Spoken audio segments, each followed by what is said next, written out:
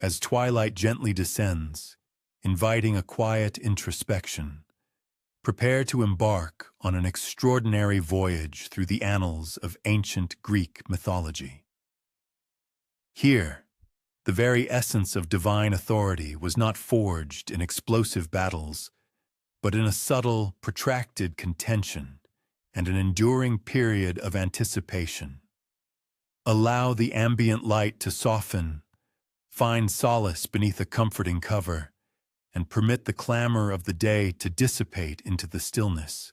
Envision yourself transported to a serene hillside in ancient Greece, where the evening mist gracefully embraces gnarled olive trees, and the air is delicately perfumed with the elusive scent of wild thyme. It was in such hallowed places that the venerable storytellers would convene, their voices hushed and deliberate, weaving narratives that commenced eons before the first human footsteps graced the earth. Tonight, you are poised to receive one of these profound chronicles, a saga of a conflict so understated and meticulously unfolding that it spanned a full decade, ultimately re-sculpting the fundamental fabric of existence itself. So, dim the illumination, perhaps activate a gentle fan to provide a soft, unobtrusive hum, and let the journey into the past commence. Long before the deities familiar to many, Zeus wielding his formidable thunderbolts, Poseidon commanding the seas with his powerful trident, and Hades presiding over his enigmatic, shadowy domain, a distinct lineage of divine beings governed the cosmos. These were the Titans, and their dominion was characterized not by overt drama or spectacular displays of power, but by an unwavering, systematic order. One might visualize them as cosmic administrators, each diligently overseeing a specific facet of reality with the meticulous patience of an archivist organizing an immense ancient library. Kronos, their venerable leader, functioned much like a fastidious clockmaker, ensuring the relentless progression of time at its precise, appointed rhythm. His consort, Rhea, personified the Earth's boundless fertility, vigilantly supervising the deliberate ascent of colossal mountains and the patient carving of intricate river valleys. Oceanus, their sibling, meticulously managed every single drop of water that encircled the known world, from the most delicate morning dew to the boundless, dark oceans that stretched far beyond the discernible horizon. For countless millennia, this intricate system operated flawlessly. The Titans maintained the delicate balance of reality with the expertise of seasoned gardeners tending an immense, thriving estate. Their rule was not predicated on fear or ostentatious displays. They simply existed, as constant and dependable as the daily sunrise. Each dawn, Helios would guide his majestic chariot of light across the celestial expanse, not in a fiery, impetuous rush, but with the measured, unwavering pace of one who had undertaken this monumental journey millions of times before, and would continue to do so for countless eons to come. Yet change, much like water inexorably eroding stone, often progresses with such subtle gradualness that its onset remains imperceptible until quite suddenly one realizes that everything has been profoundly transformed. Deep within the earth, in subterranean caverns that had never been touched by the sun's illuminating rays, something novel was beginning to stir, not with dramatic seismic tremors or cataclysmic cosmic explosions, but with the quiet, persistent vitality of nascent seeds germinating in the dark, fertile soil. The Titans harbored a predicament they had not yet fully comprehended. Some among them had begotten children, a younger generation of gods who were gradually perceiving the world through a different lens. These were not impetuous adolescents fomenting rebellion for its own sake. Rather, they were thoughtful, contemplative beings who had spent centuries observing their elders and, slowly but surely, arriving at the conviction that there might indeed be a more efficacious approach to governing the vast cosmos. Zeus, still youthful by divine standards, yet already exhibiting the profound patience that would characterize his subsequent reign, would frequently perch atop remote mountaintops for decades at a stretch, simply observing. He meticulously noted how his father, Kronos, exercised authority through stringent control, never countenancing unforeseen alterations, never permitting the kind of creative disarray that might potentially lead to groundbreaking discoveries. It was an undeniably effective methodology, but Zeus began to question if it truly represented the sole viable path forward. His siblings quietly echoed these nascent doubts. Poseidon would spend centuries submerged at the ocean's abyssal depths, intently listening to the murmured conversations of sea creatures that had never been officially categorized or acknowledged by the Titans.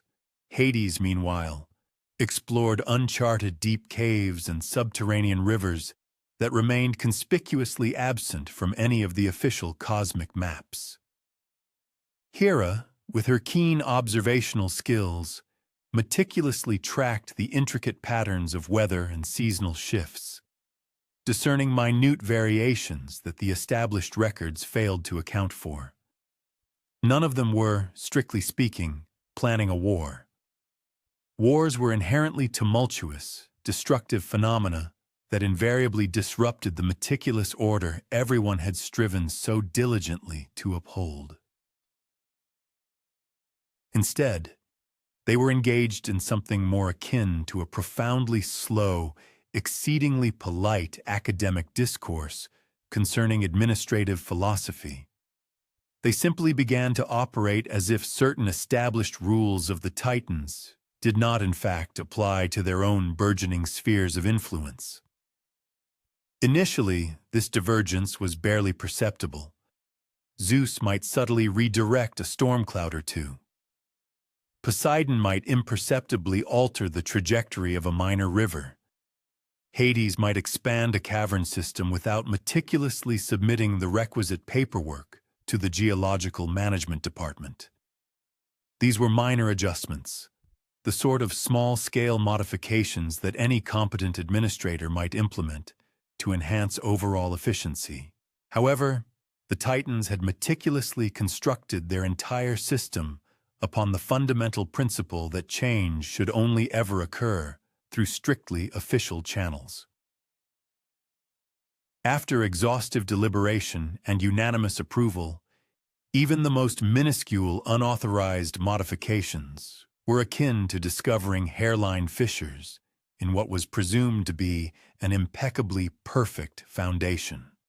Kronos, with his characteristic meticulous attention to temporal mechanics, was the first to detect that some of his carefully calibrated schedules were no longer aligning precisely with unfolding reality. The response was precisely what one would anticipate from efficient cosmic administrators. They convened a formal meeting.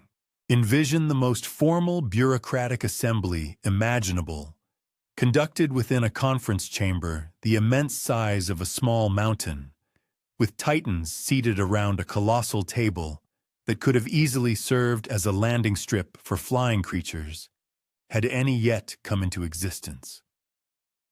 The ensuing discussion was unfailingly polite, exhaustively thorough, and utterly civilized in its discourse.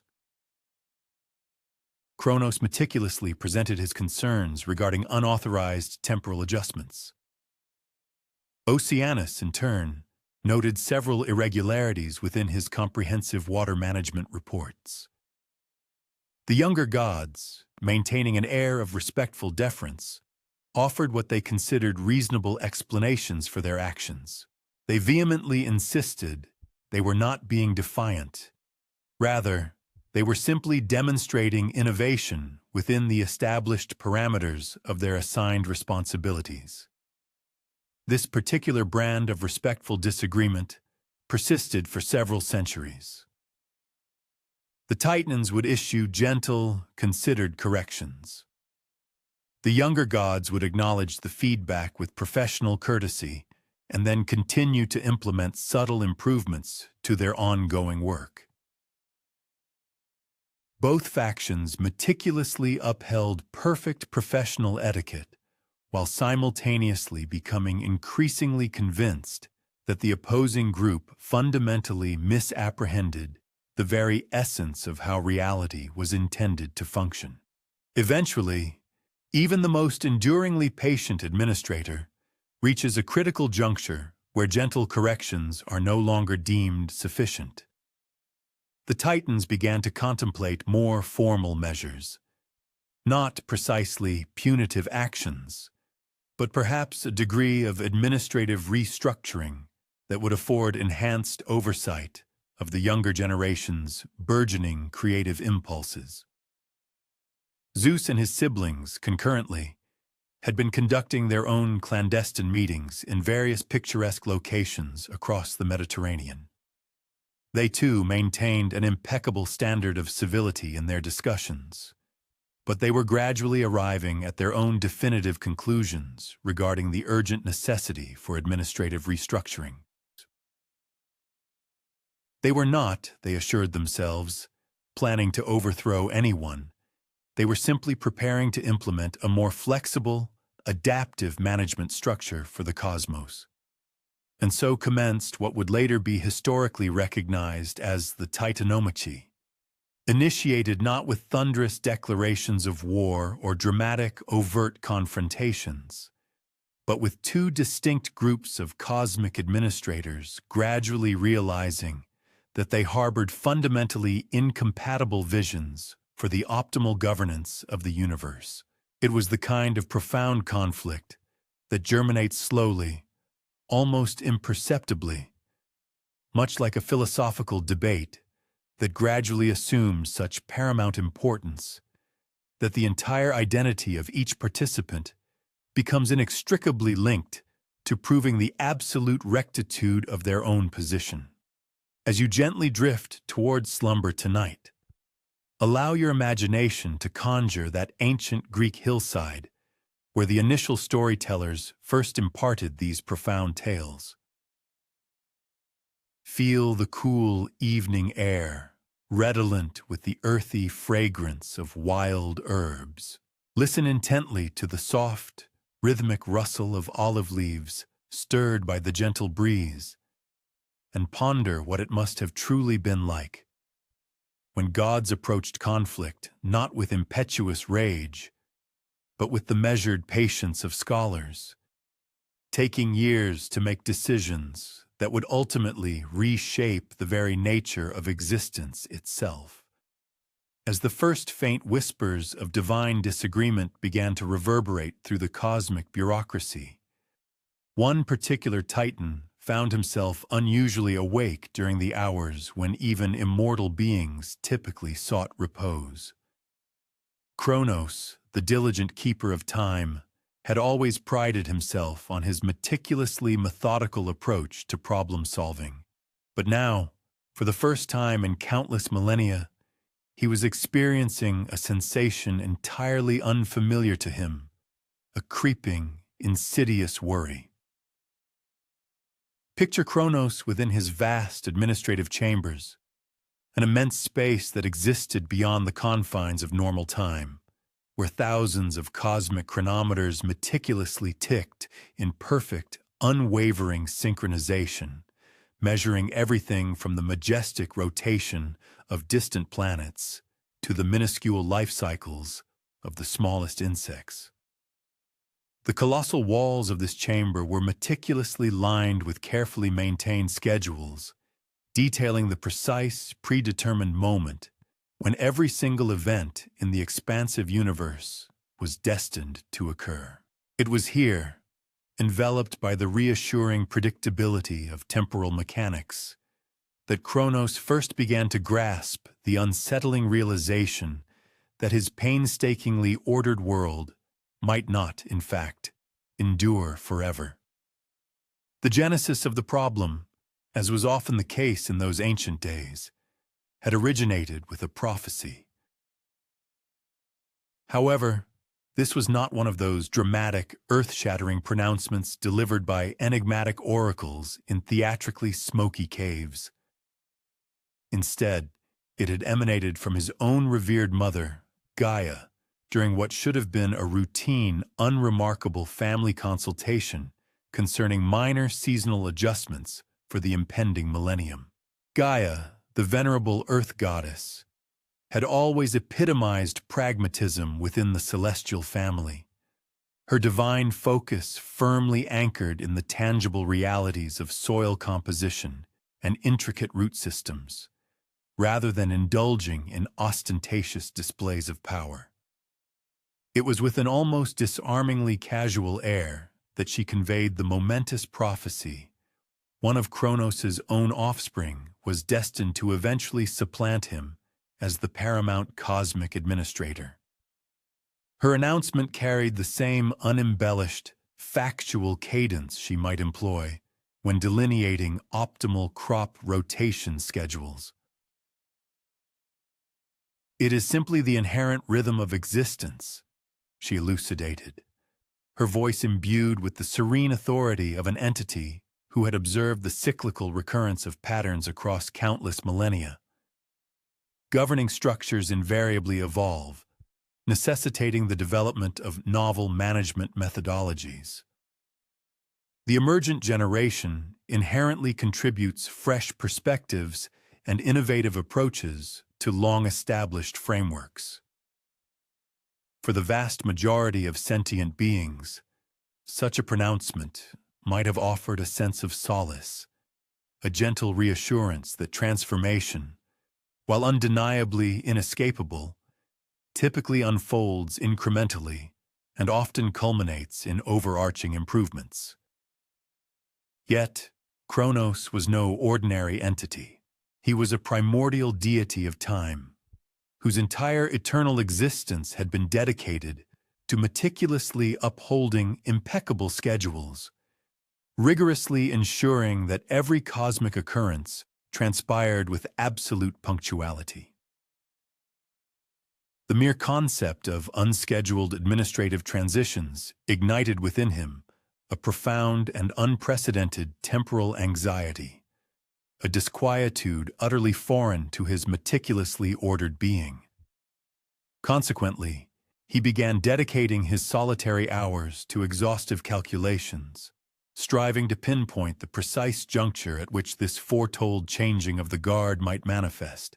His sophisticated chronometers possessed the capability to predict the exact instant when distant stellar bodies would exhaust their luminous fuel, when colossal mountain ranges would gradually succumb to erosion and transform into vast expanses of sand, and when entire biological species would undergo profound evolutionary metamorphosis. However, these intricate instruments remained utterly silent on the crucial question of which of his progeny would mature sufficiently to challenge his dominion, or the specific manner or the definitive timing of such an event.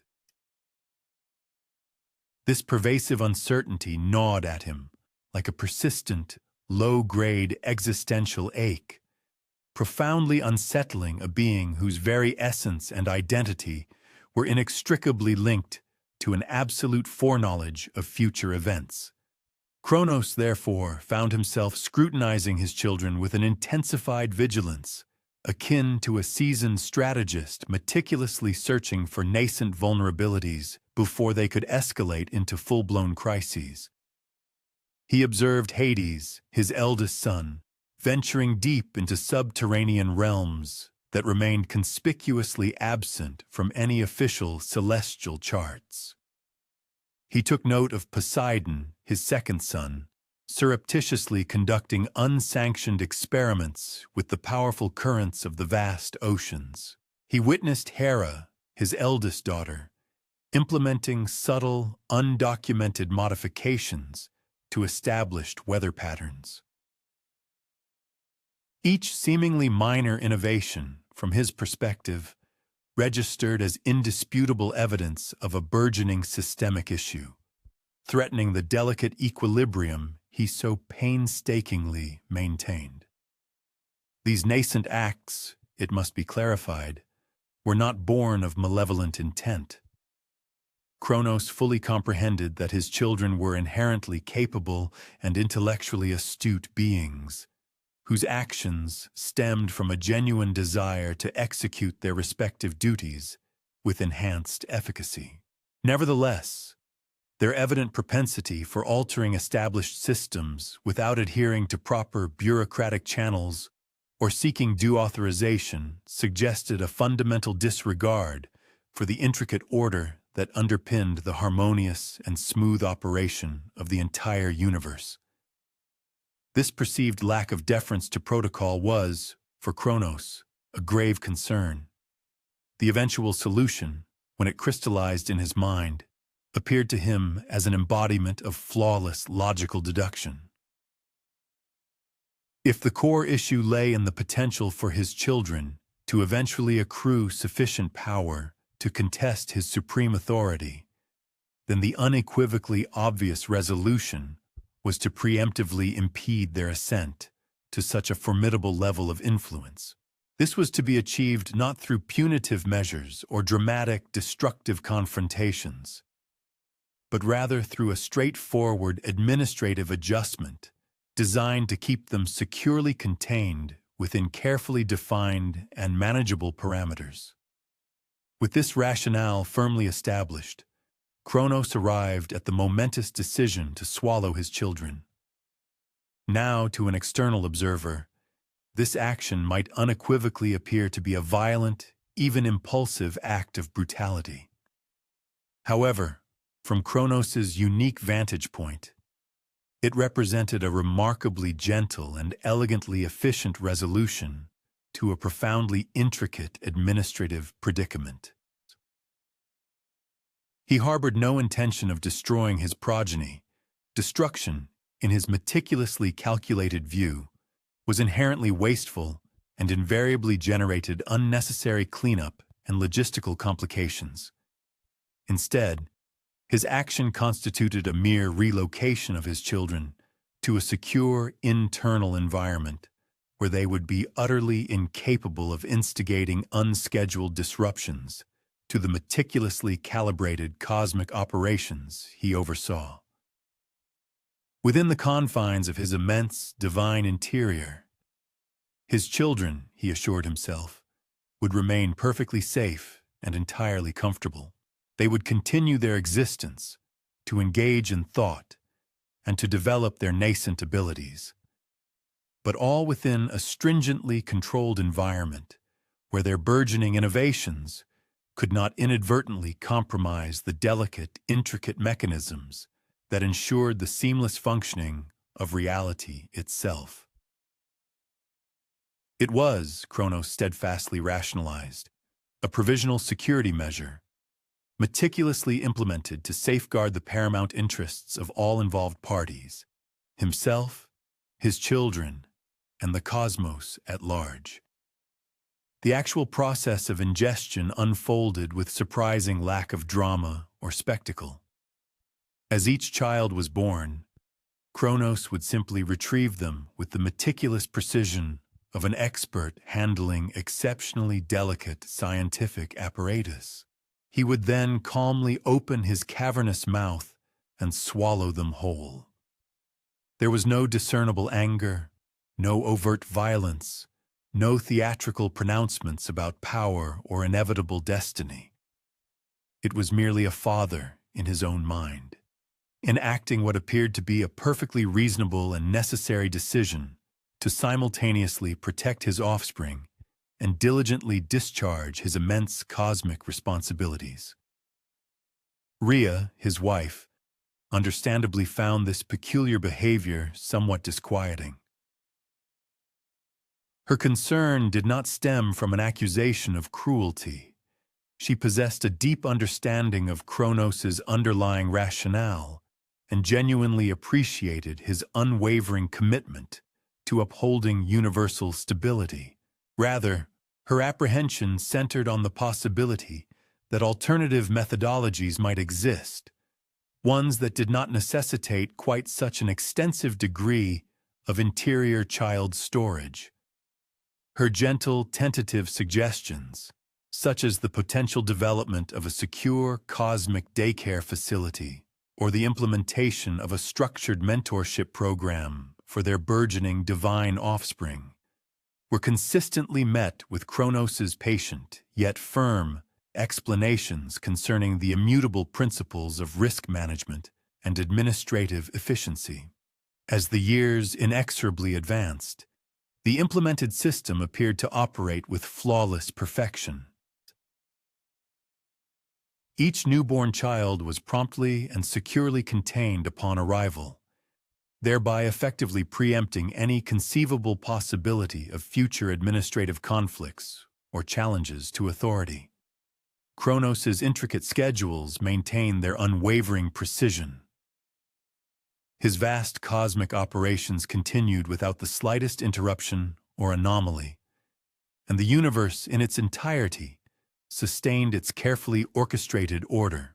Within the confines of his divine interior, his children continued their progressive development in what amounted to an exceedingly exclusive and unconventional educational environment, acquiring profound insights into the nature of reality from a uniquely internal perspective, while simultaneously remaining utterly incapable of enacting unauthorized modifications to universal systems. However, Rhea, endowed with the innate understanding of natural cycles characteristic of an earth goddess, gradually began to perceive that this seemingly perfect solution might, paradoxically, be inadvertently generating novel problems, even as it ostensibly resolved older ones. While the children were no longer instigating external disruptions, they were simultaneously failing to acquire the crucial skills necessary for operating effectively within established administrative systems. Instead, in their complete isolation from current governance structures, they were independently formulating their own distinct and potentially radical ideas about cosmic management. Consequently, she initiated discreet, hushed conversations with other members of the celestial family, broaching her growing concerns regarding the long-term sustainability and ultimate viability of Kronos's unorthodox approach. Her mother-in-law, Gaia, listened with the profound and patient attention of an entity who had personally witnessed the ebb and flow of countless administrative transitions over the vast expanse of millennia. The ancient goddess gently yet sagely imparted her wisdom, pointing out that prophecies, regardless of the most elaborate precautions taken to avert them, possessed an uncanny propensity for self-fulfillment. Occasionally, Gaia observed in her characteristic pragmatic manner, the very actions we undertake to circumvent a perceived problem ultimately become the precise catalysts that bring about the very predicament we were so desperately striving to avoid. Rhea subsequently dedicated extensive hours to profound contemplation of Gaia's insightful words. She fully comprehended the genuine basis of Kronos's anxieties. Maintaining cosmic order was, undeniably, an endeavor of paramount importance, demanding meticulous attention to detail and an unyielding respect for established operational procedures.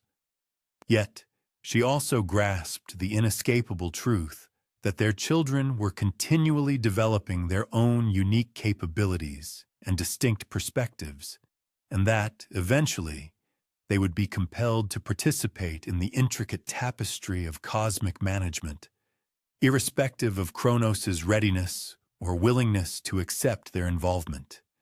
The tide of change, she realized, was an irresistible force.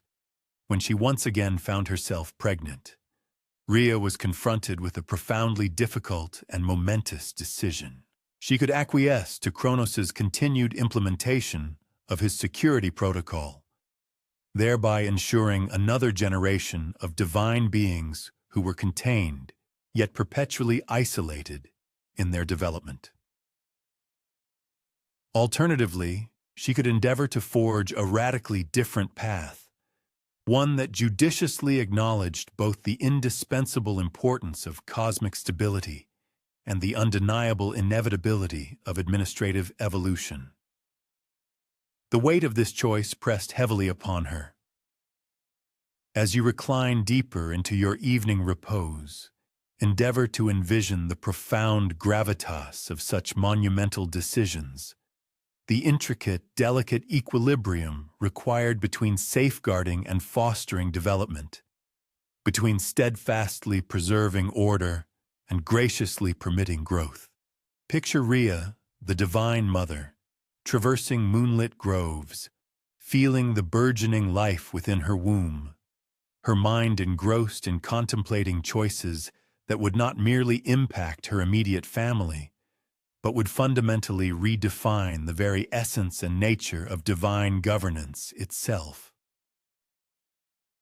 Ultimately, Rhea made the courageous choice to place her faith in trust over rigid security, although her decision would necessitate an elaborate and intricate deception, a feat of cunning that only a truly desperate mother, driven by an unyielding love, could conceivably devise. When the predestined moment arrived for the birth of her youngest child, she journeyed far from Kronos' meticulously monitored temporal headquarters, seeking refuge on the secluded island of Crete. There, ancient caves, sculpted by eons of natural forces, carved themselves deep into the limestone mountains, their hidden depths impervious even to the most sophisticated cosmic monitoring systems. The specific cavern she selected was a testament to geological time, having been patiently sculpted over millions of years by the ceaseless flow of water, each persistent drop meticulously carving smooth, sinuous curves into the stone walls. The interior was softly illuminated by placid pools of natural springs, which caught and reflected whatever ambient light managed to filter down from the world above. Here, within this tranquil sanctuary, a haven that existed entirely outside the purview of normal administrative channels, Zeus entered the world. His arrival was marked not by thunderous cacophony or grand cosmic fanfare, but by the gentle, unassuming sounds of water steadily dripping and the soft whispering of the wind through hidden, unseen passages. Rhea was acutely aware that she possessed perhaps only a few precious hours before Kronos would anticipate her return with their newest offspring. Working with the focused efficiency of an individual who had meticulously planned this precise moment for decades, she expertly wrapped a substantial stone in layers of soft blankets, skillfully fashioning a bundle that would, to any casual observer, possess the exact weight and feel of a slumbering infant. She cradled this clever decoy with the same profound protective care she would have bestowed upon a real child, fully comprehending that her performance needed to be nothing short of absolutely convincing to avert catastrophic discovery. When the goddess presented the swaddled infant to Kronos, her countenance perfectly conveyed a nuanced blend of deep parental fondness, intertwined with a reluctant acquiescence to his stringent protective measures. Kronos, preoccupied with executing his elaborate precautionary rituals with utmost dispatch, received the offering with his characteristic, scrupulous attention to detail, and without a moment's pause, promptly consumed it. The inanimate object came to rest within his sacred core, nestled amongst his progeny, virtually identical to them in every aspect, save for the most meticulous and discerning scrutiny. Meanwhile, within a secluded grotto on the island of Crete, the authentic Zeus commenced his tutelage in a profoundly divergent philosophy of universal stewardship.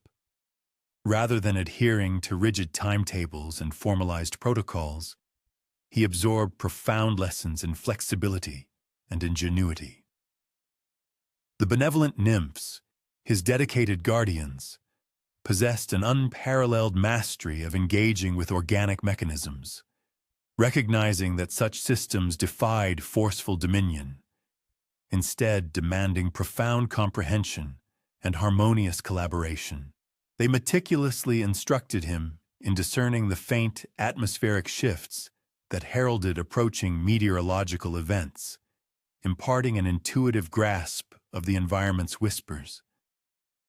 He learned to interpret the cyclical fluctuations of aquatic bodies, understanding the ebb and flow of rivers and lakes throughout the year. This comprehensive instruction fostered an innate ability to align with the inherent currents of natural phenomena, rather than futilely attempting to superimpose an externally contrived structure upon their intrinsic rhythms. His formative years unfolded amidst extensive explorations of subterranean labyrinths, uncharted by any formal survey or administrative decree.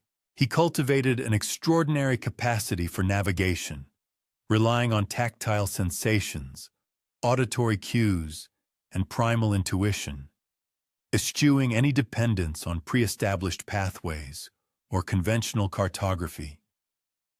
His recreational pursuits were characterized by spontaneous challenges, demanding rapid responsiveness to evolving conditions, rather than a strict observance of prescribed regulations.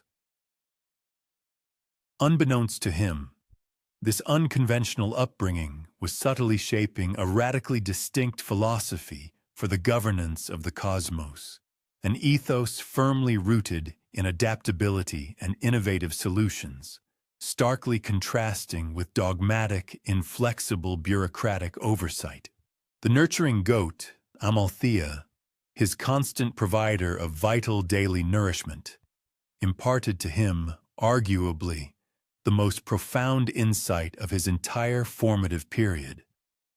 This crucial understanding was that genuine leadership frequently necessitated a direct engagement with pressing, tangible requirements, rather than an exclusive preoccupation with expansive, abstract strategic blueprints. Amalthea's practical wisdom illuminated the truth that an effective commander prioritizes the authentic well-being of all those entrusted to their charge, ensuring they genuinely possess the resources essential for flourishing, transcending a mere verification of whether established protocols function precisely as stipulated. As Zeus progressed through the stages of infancy, childhood, and ultimately into nascent adulthood, he gradually came to grasp that his unconventional development was, in essence, an intensive preparation for a monumental destiny. The insightful nymphs, his mentors, would occasionally recount narratives pertaining to the overarching universal state of affairs. These tales spoke of the escalating friction between the venerable Titans and the emerging generation of deities, detailed the progressively ossifying nature of the entrenched governance structures, and elucidated how an unyielding commitment to antiquated methodologies actively impeded the crucial adjustments demanded by evolving cosmic conditions. He gained knowledge of his brethren, securely held within their paternal guardian's protective embrace, yet effectively incapacitated from deploying their inherent talents towards the administration of the cosmos. A profound revelation unfolded. His very being was a carefully guarded enigma, a testament to his mother's audacious gamble, wherein she had jeopardized her all to afford him the singular opportunity to cultivate his innate aptitudes within a milieu conducive to fostering autonomous thought concerning intricate governance dilemmas. Epochs unfolded within the secluded cavern, their passage measured not by the precise ticking of official timekeeping devices, but by the organic cadence of meteorological shifts and the profound trajectory of individual maturation.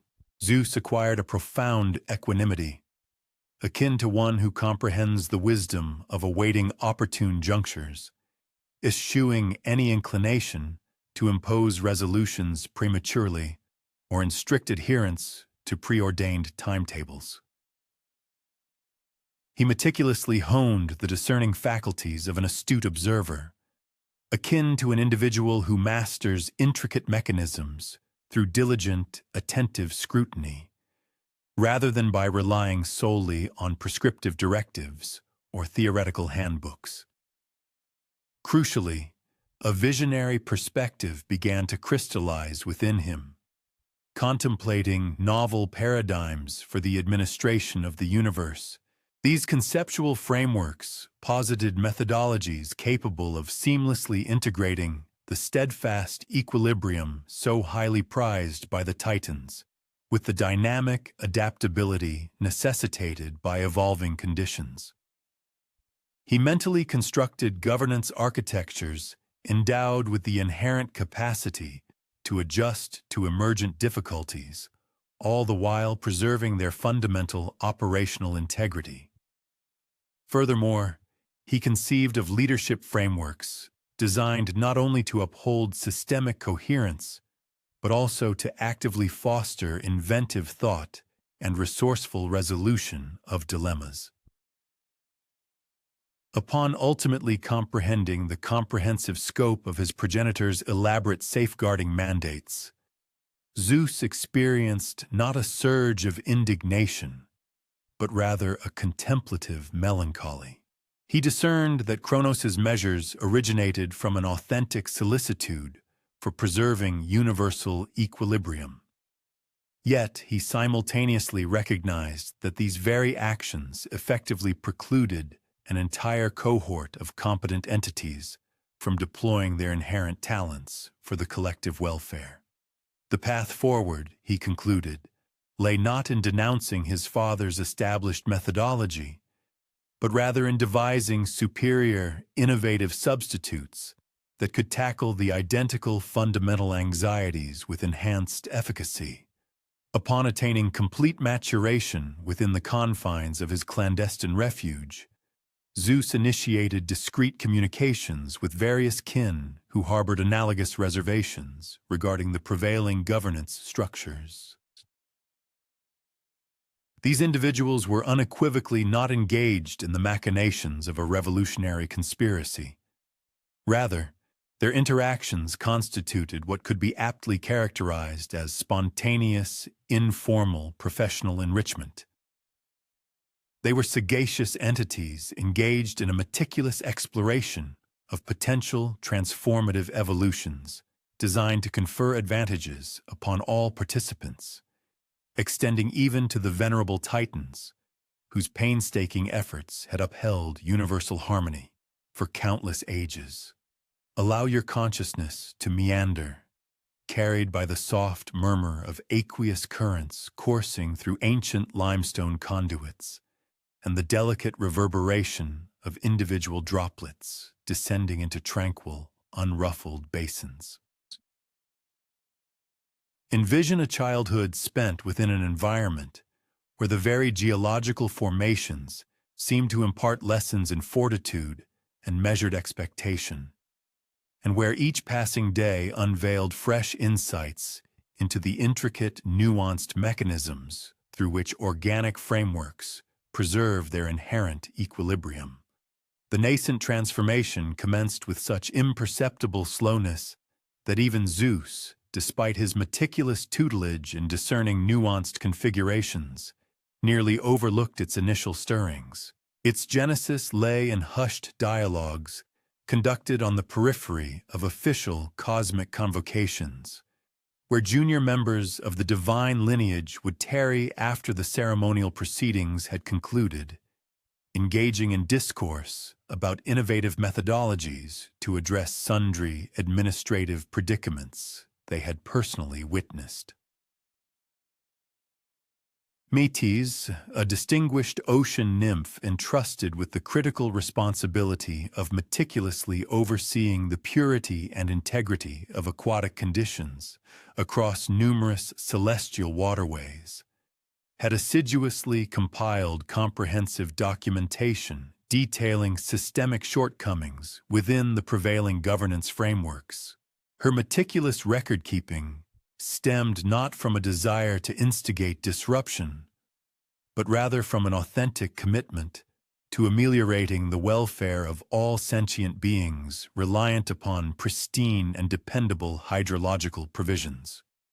Her insightful findings brought to light multiple domains where modest modifications to established protocols possessed the potential to markedly enhance efficacy, crucially, without precipitating any significant disruption to ongoing functions.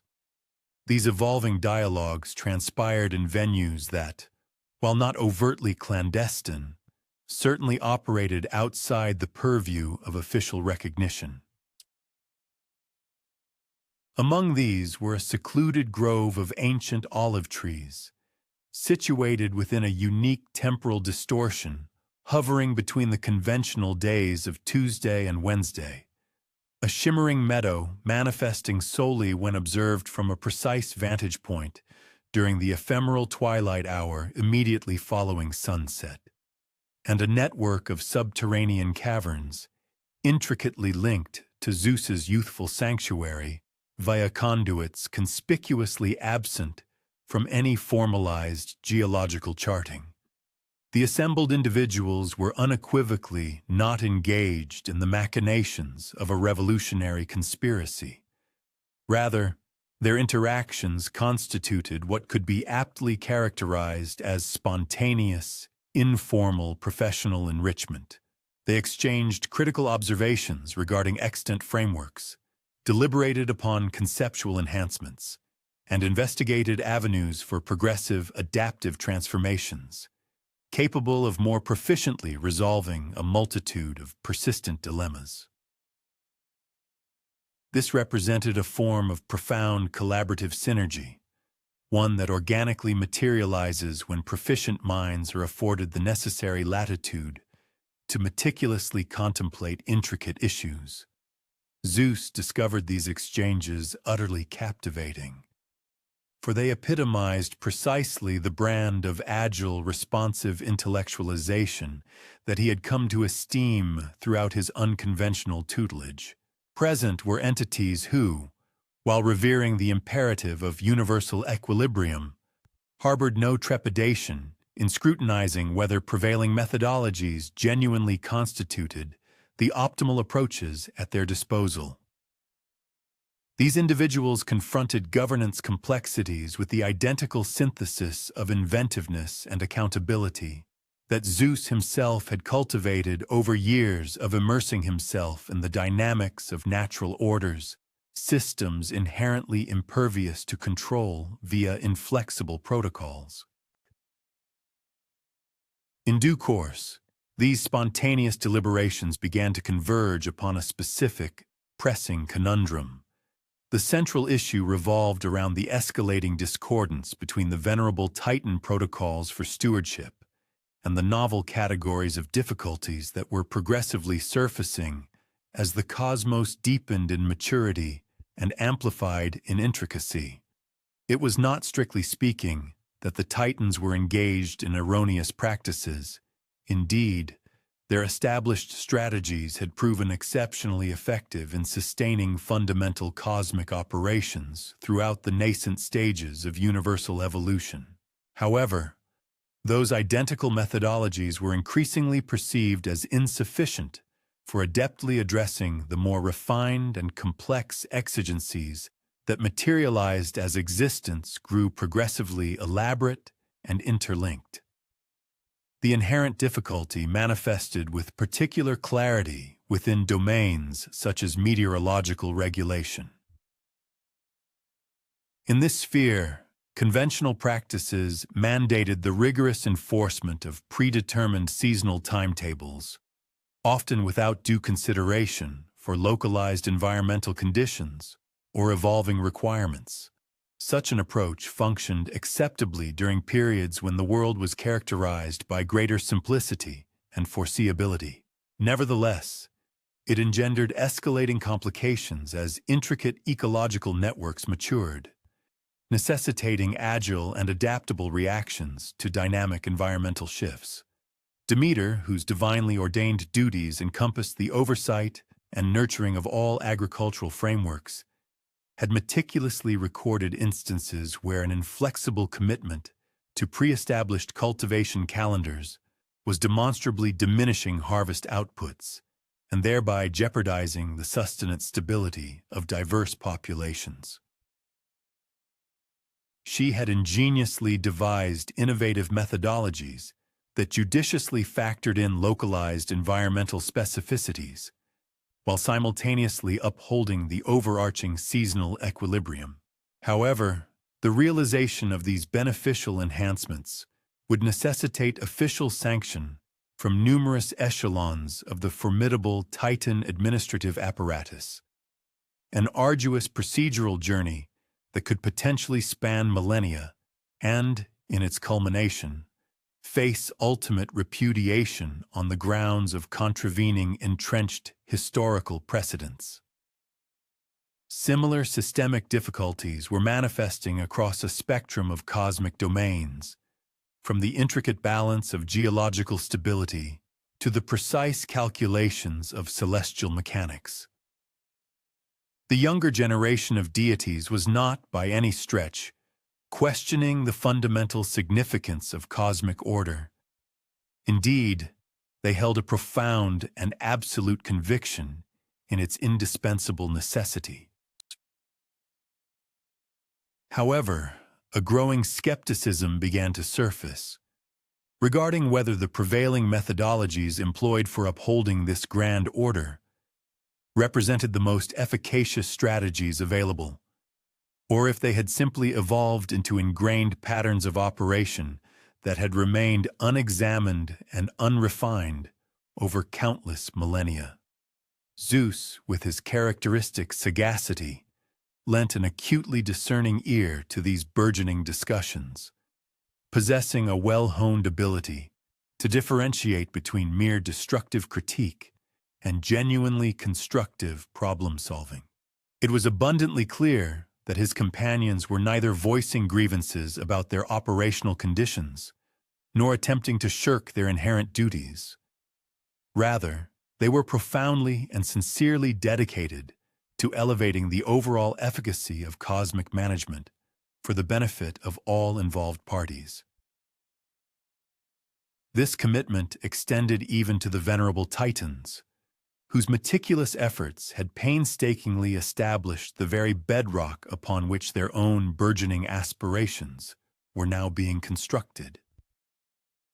A pivotal juncture in these deliberations arose during a conversation centered on the judicious allocation of vital resources. It was during this exchange that a revelation emerged. Several potentially invaluable contributors to the intricate tapestry of cosmic management were currently inaccessible, sequestered behind stringent security protocols originally instituted by Kronos. This brought about a thorough and probing discussion, questioning whether these long-standing protocols were genuinely fulfilling their intended protective function, or if, paradoxically, they might be actively impeding the very solutions required to address some of the persistent challenges they were ostensibly designed to avert. In this atmosphere of candid inquiry, Zeus found himself recounting the narrative of his own rather unconventional tutelage, He elucidated how his formative experiences within an unconstrained and dynamic environment had endowed him with innovative approaches to problem-solving, strategies that he believed could harmoniously complement, rather than outright supersede, established traditional methods. He thoughtfully proposed that his own siblings might have similarly cultivated alternative perspectives during their respective, albeit protracted, periods of contained intellectual development. The true resolution to the prevailing administrative complexities, he posited, might not lie in a forced dichotomy between antiquated and novel methods, but rather in the judicious discovery of ways to synergistically integrate the most advantageous attributes of both paradigms. This profound conversation served as the catalyst for what could effectively be termed the inaugural formal planning session.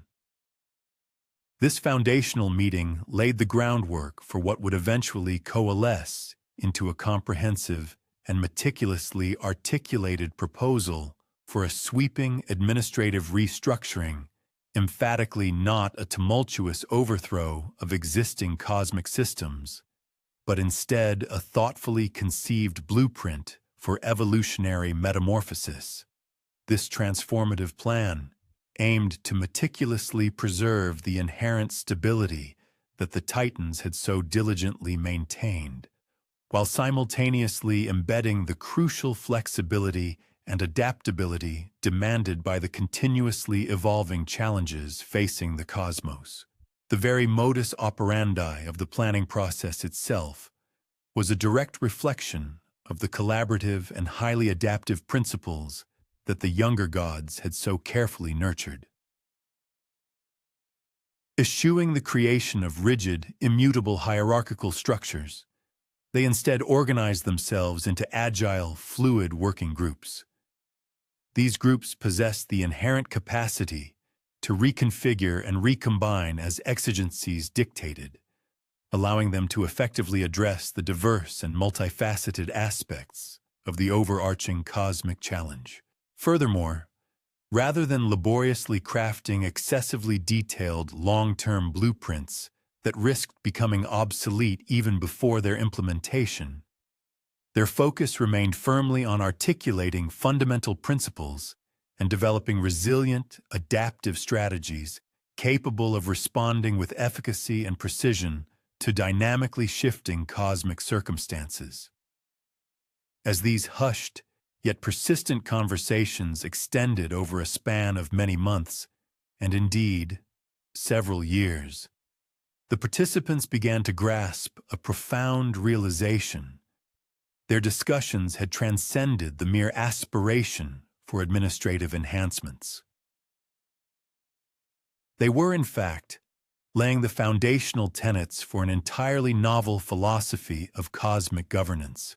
This emerging paradigm championed a delicate equilibrium, valuing both steadfast stability and nimble adaptability, recognizing the profound power of individual expertise, yet equally embracing the synergistic benefits of collaborative problem-solving, and fostering a deep reverence for time-honored wisdom alongside an unwavering openness to groundbreaking, innovative solutions.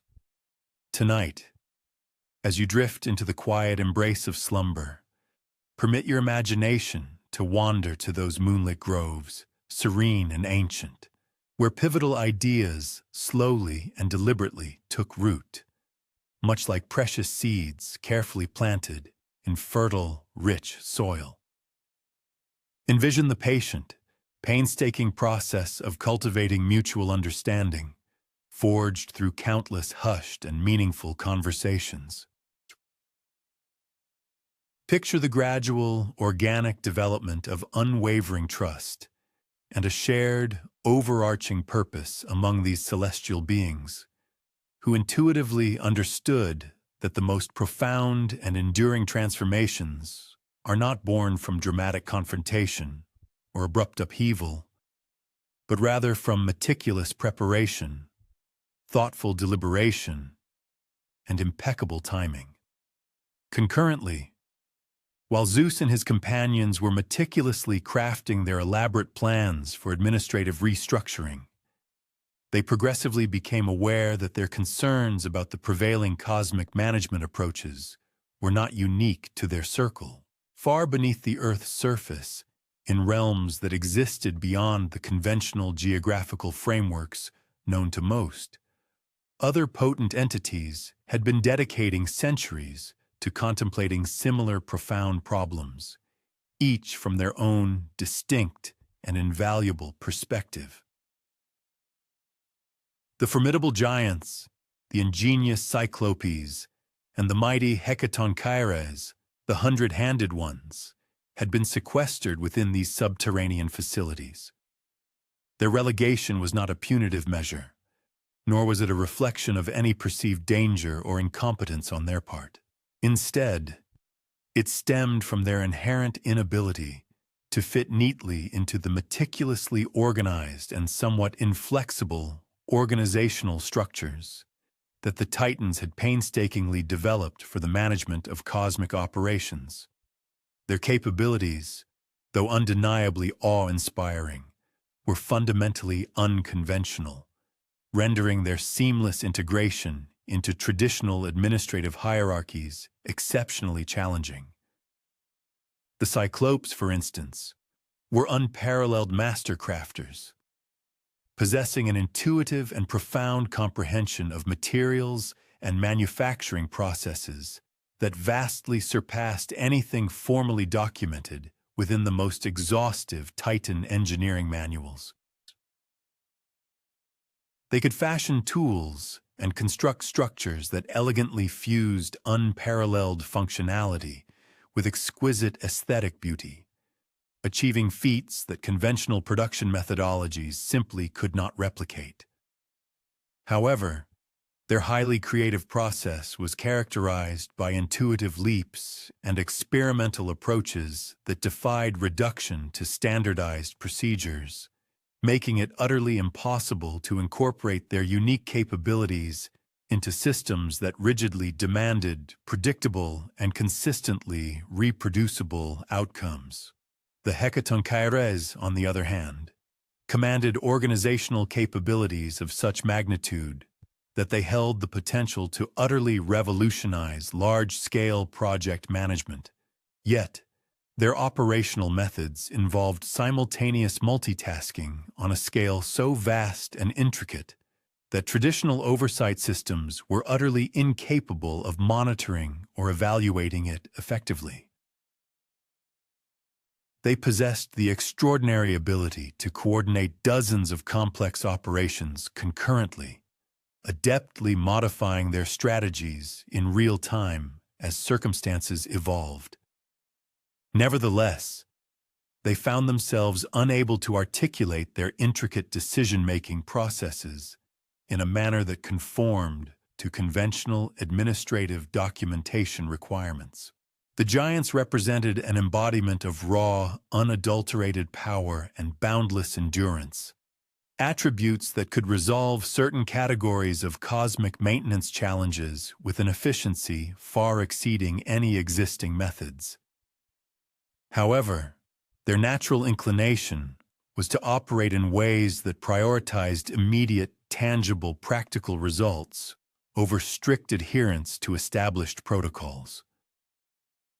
While perfectly capable of following instructions when absolutely necessary, they achieved their peak effectiveness when granted broad objectives and afforded the autonomy to determine their own most suitable methods for achieving them. All of these extraordinary beings had been placed in secure underground facilities, not as a form of punishment, but rather as a unique kind of administrative quarantine. The Titans, despite their inability to integrate them, had recognized their immense intrinsic value and harbored a desire to preserve their exceptional capabilities for potential future deployment. Yet they remained perplexed as to how to effectively incorporate such unconventional resources into their meticulously structured management systems. Consequently, They had designed and provided comfortable, exceptionally well-equipped underground workshops where these powerful allies could continue to refine and develop their prodigious abilities without inadvertently creating complications for the smooth execution of daily cosmic operations. From their unique subterranean vantage point, the giants, Cyclopes, and Hecatoncheires had been observing the gradual escalation of administrative tensions with an intense and discerning interest. They understood, perhaps more profoundly than anyone else, how truly innovative and creative capabilities could be severely stifled and ultimately suppressed by an excessive and unyielding focus on procedural compliance. They had spent untold centuries honing their specialized skills in relative isolation, all the while imagining and contemplating how their extraordinary abilities might contribute to the development of more flexible, more adaptive, and ultimately more effective approaches to cosmic management. When Zeus embarked upon his discreet yet thorough inquiries for potential allies to bolster his administrative restructuring proposal, it was, in retrospect, entirely inevitable that someone would eventually make mention of these powerful, long-secluded underground residents.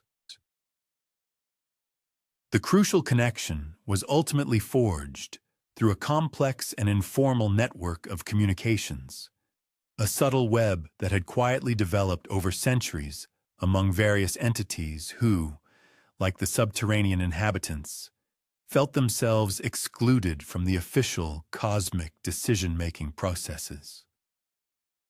The inaugural meeting between these disparate groups convened within a vast underground chamber, a space of breathtaking scale and artistry that had been meticulously carved from solid rock using Cyclops engineering techniques entirely unrecorded in any official architectural manuals.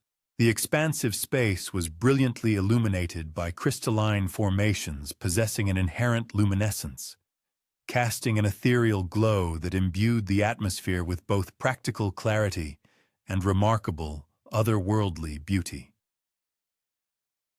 Zeus found himself profoundly impressed, not merely by the sheer technical sophistication of the environment, but even more so by the eloquent way it demonstrably illustrated how functionality and aesthetic elegance could be seamlessly integrated and harmonized when creative capabilities were permitted to flourish without the burdensome constraints of excessive bureaucratic oversight. The ensuing conversation diverged dramatically from any diplomatic negotiation that had ever transpired within the annals of cosmic politics up to that point. Rather than being characterized by formal presentations and rigidly adhered to official position statements, it unfolded much more like a truly collaborative brainstorming session.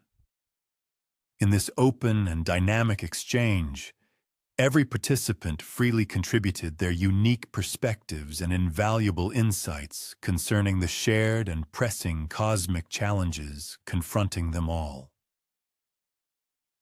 The giants, with their grounded wisdom, shared their astute observations regarding the practical difficulties inherent in attempting to implement top-down management decisions without the crucial input and active participation of the very beings who would ultimately bear the responsibility for executing them. The Cyclopes, in turn, articulated their deep-seated frustrations with procurement systems that consistently prioritized mere cost control over the vital imperatives of innovation and uncompromising quality.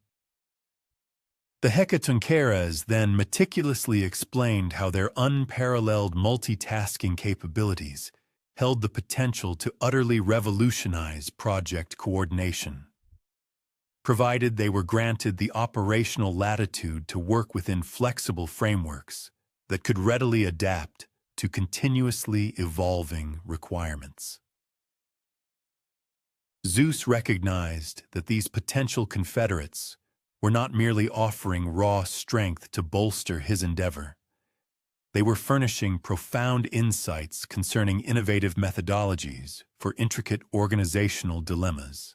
Their protracted period of seclusion had afforded them ample opportunity to cultivate ideas regarding the amelioration of cosmic management systems, and their unorthodox viewpoints had enabled them to discern issues and formulate remedies that more conventional intellects might inadvertently overlook.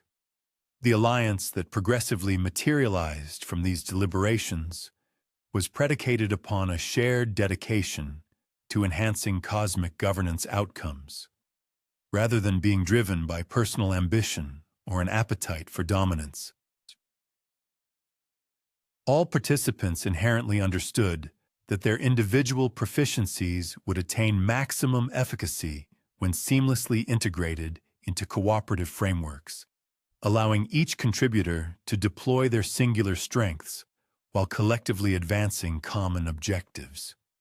The Cyclopes, renowned for their unparalleled craftsmanship, volunteered to forge specialized implements capable of amplifying the effectiveness of various cosmic management functions, not instruments designed for violent confrontation, but sophisticated apparatuses poised to resolve administrative complexities with greater efficiency and elegance than existing methods permitted.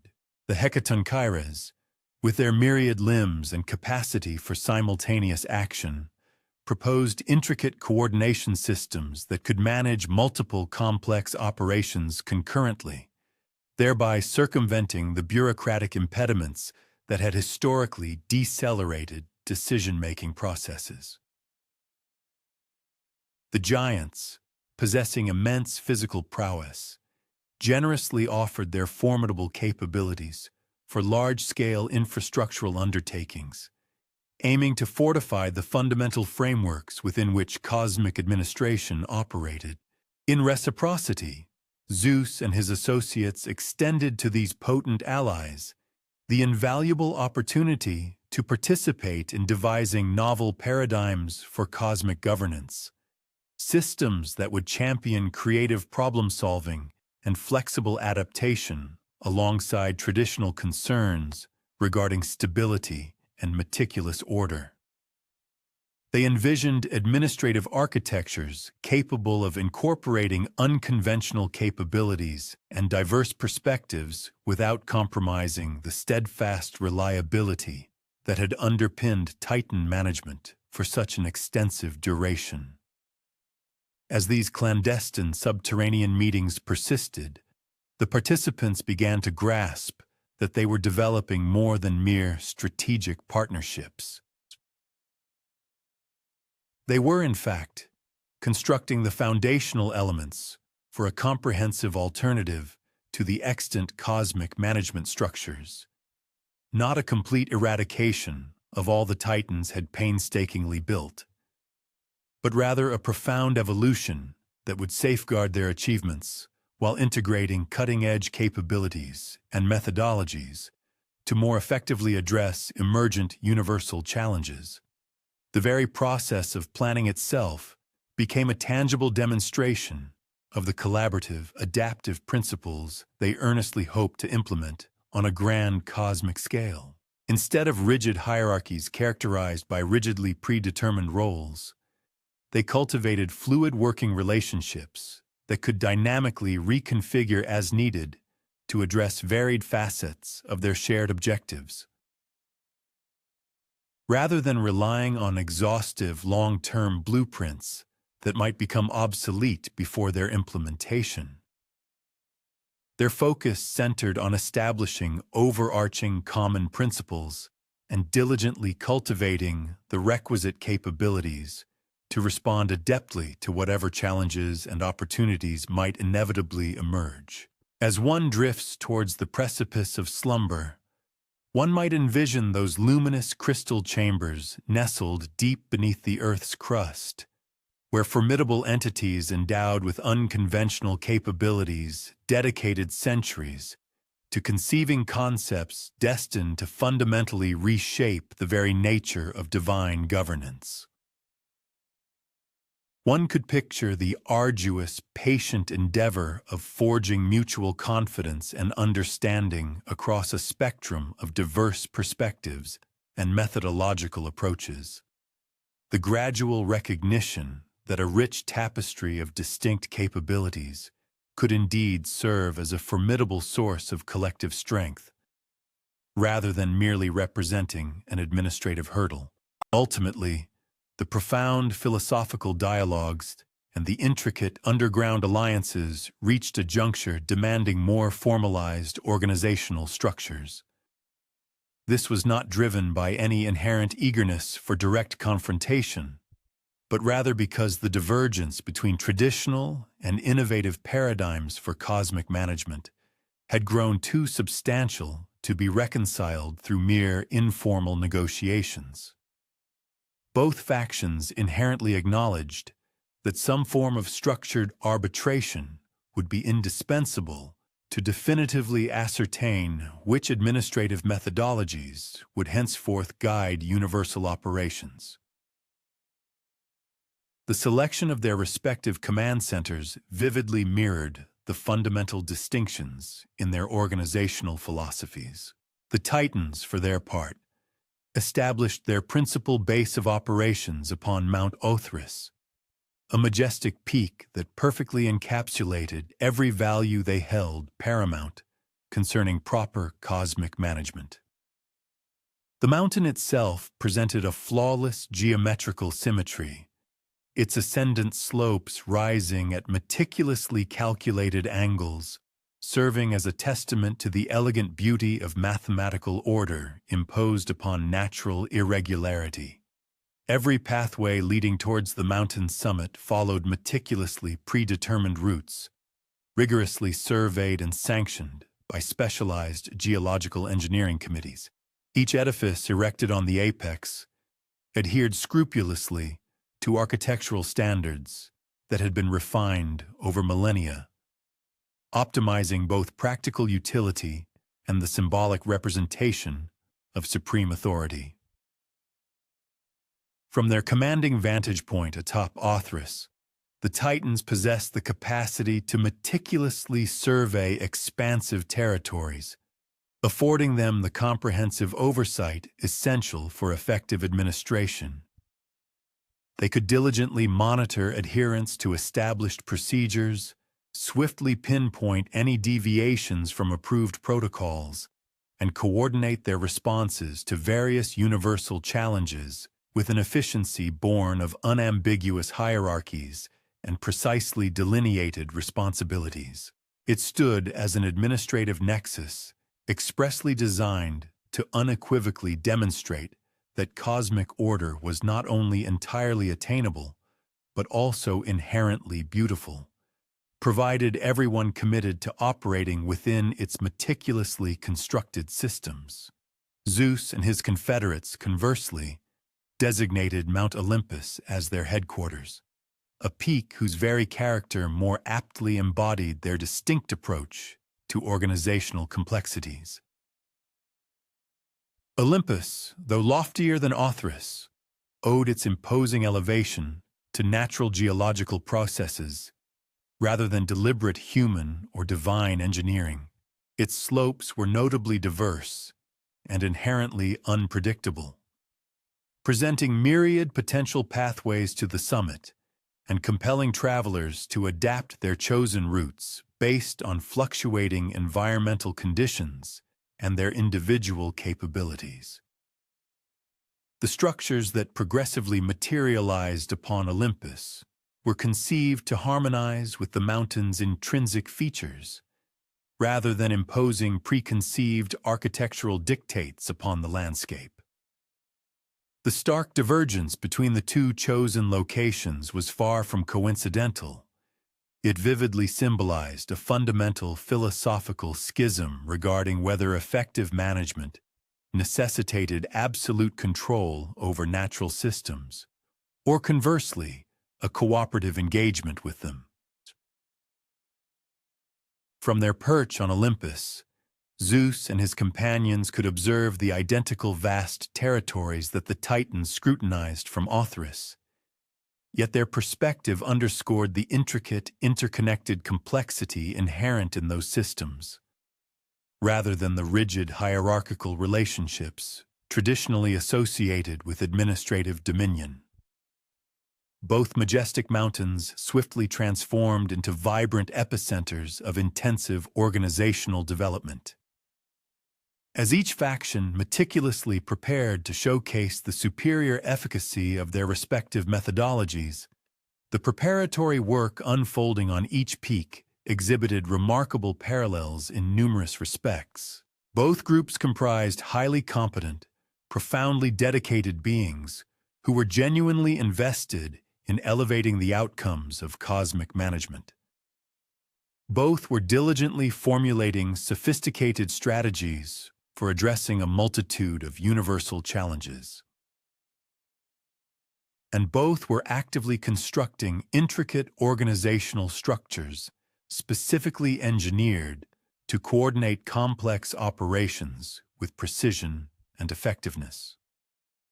Nevertheless, the foundational assumptions underpinning their respective endeavors diverged profoundly. On Othris, the paramount focus revolved around perfecting elaborate systems designed to perpetually maintain unwavering stability and rigorous order, irrespective of any shifting circumstances. The Titans meticulously devised exhaustive protocols for every conceivable scenario, instituted redundant oversight mechanisms to guarantee strict adherence to established procedures, and meticulously trained specialized teams to manage various categories of administrative challenges according to time-tested, proven methodologies. Conversely, on Olympus, the primary emphasis was placed squarely on cultivating adaptive capabilities that could nimbly respond to unforeseen challenges and emergent opportunities. Zeus and his confederates forged pliable organizational frameworks capable of reconfiguring dynamically based on evolving requirements, established broad guiding principles to inform decision-making in novel situations, and assiduously nurtured both individual proficiencies and collaborative skills that would empower them to conceive innovative solutions to problems hitherto unencountered.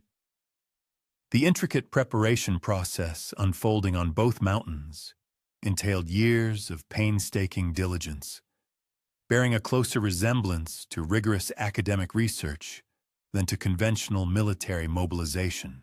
The Titans, for their part, conducted exhaustive reviews of existing cosmic management systems, meticulously pinpointing areas where enhanced efficiency could be achieved through superior coordination and more stringent oversight. They developed comprehensive training regimens, specifically designed to ensure that all personnel possessed a thorough understanding of their designated roles and responsibilities within the established hierarchies. Furthermore, they engineered robust communication systems capable of maintaining unfailing contact between disparate administrative departments, regardless of prevailing cosmic conditions. Zeus and his companions, concurrently, dedicated their efforts to unraveling the intricate interdependencies that wove together various cosmic systems. They assiduously sought out strategic leverage points, where even minor alterations might precipitate substantial improvements in overall outcomes. They pioneered collaborative problem-solving techniques, adept at synergizing diverse perspectives and capabilities to address multifaceted challenges. Crucially, they also established dynamic learning systems designed to continuously assist everyone involved in acquiring new skills and deepening their insights as circumstances inexorably evolved. The striking contrast between the two factions was perhaps most strikingly apparent in their divergent strategies for forging alliances. The Titans, with their ingrained preference for order, extended invitations to a multitude of celestial beings by offering them precisely delineated functions within augmented iterations of pre-existing organizational frameworks. Their proposals consistently underscored the steadfast assurance and unwavering constancy that arose from operating within time-honored methodologies, highlighting opportunities for professional ascendancy through proven proficiency in entrenched protocols, and emphasizing the profound gratification of furthering the preservation of cosmic harmony. The Olympians, conversely, engaged prospective confederates by investigating the potential for their singular aptitudes to furnish pioneering resolutions for collective predicaments. Their dialogue centered upon ascertaining shared aims and cultivating cooperative strategies that could realize those goals with greater efficacy than a solitary entity or institution could independently accomplish. They accentuated the boundless imaginative potentials that manifested when varied viewpoints and multifaceted proficiencies were amalgamated within pliable, responsive frameworks. Both methodologies proved efficacious in garnering allegiance, yet they resonated with distinct categories of entities possessing divergent predilections and viewpoints. The Titans secured confederates from beings who esteemed foreseeability, unambiguous chains of command, and the contentment found in executing indispensable duties with meticulousness and dependability. The Olympians, meanwhile, drew in entities invigorated by inventive quandaries, synergistic issue resolution, and the prospect of conceiving groundbreaking methodologies for convoluted predicaments.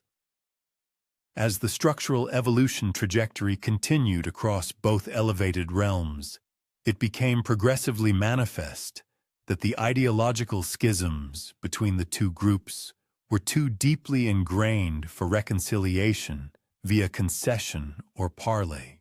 Both sides apprehended that their methodologies for celestial stewardship embodied valid yet irreconcilable perspectives on the optimal orchestration and functioning of cosmic frameworks. A definitive procedural resolution would thus prove indispensable to ascertain which philosophy would dictate the forthcoming administration of the cosmos. The acknowledgement of the impending formal confrontation engendered neither exhilaration nor fervent anticipation on either side. Both groups grasped that any form of clash between celestial potentates would carry grave repercussions for cosmic equilibrium, irrespective of the eventual victor. Yet, both also understood that the prevailing predicament, characterized by a duality of inherently disparate managerial ideologies vying for dominion over identical frameworks, was simply untenable over an extended duration. Observers might envision, as they contemplate the unfolding cosmic drama, the twin summits ascending majestically into the celestial canopy, each emblematic of a distinct paradigm for the orchestration and deployment of authority and accountability. One could visualize the meticulous, systematic endeavors unfolding across both elevated realms, as proficient entities consecrated their exertions to tenets they were convinced would yield superior results for all participants. As the structural readiness initiatives on both mountains attained sophisticated phases, it became progressively evident that the ultimate validation of managerial efficacy would necessitate bespoke implements, tailored precisely for the singular exigencies of celestial stewardship. Both sides apprehended that their ideological divergences would culminate in a resolution through the pragmatic deployment of their distinct methodologies, and each sought to guarantee the acquisition of the paramount apparatuses for that impending endeavor. The Titans, in alignment with their predilection for uniform remedies to foreseeable issues, concentrated on augmenting and refining pre-existing apparatuses and methodologies. They undertook exhaustive examinations of their extant managerial implements, pinpointing domains where heightened exactitude or broadened functionalities could confer benefits in intricate celestial oversight scenarios.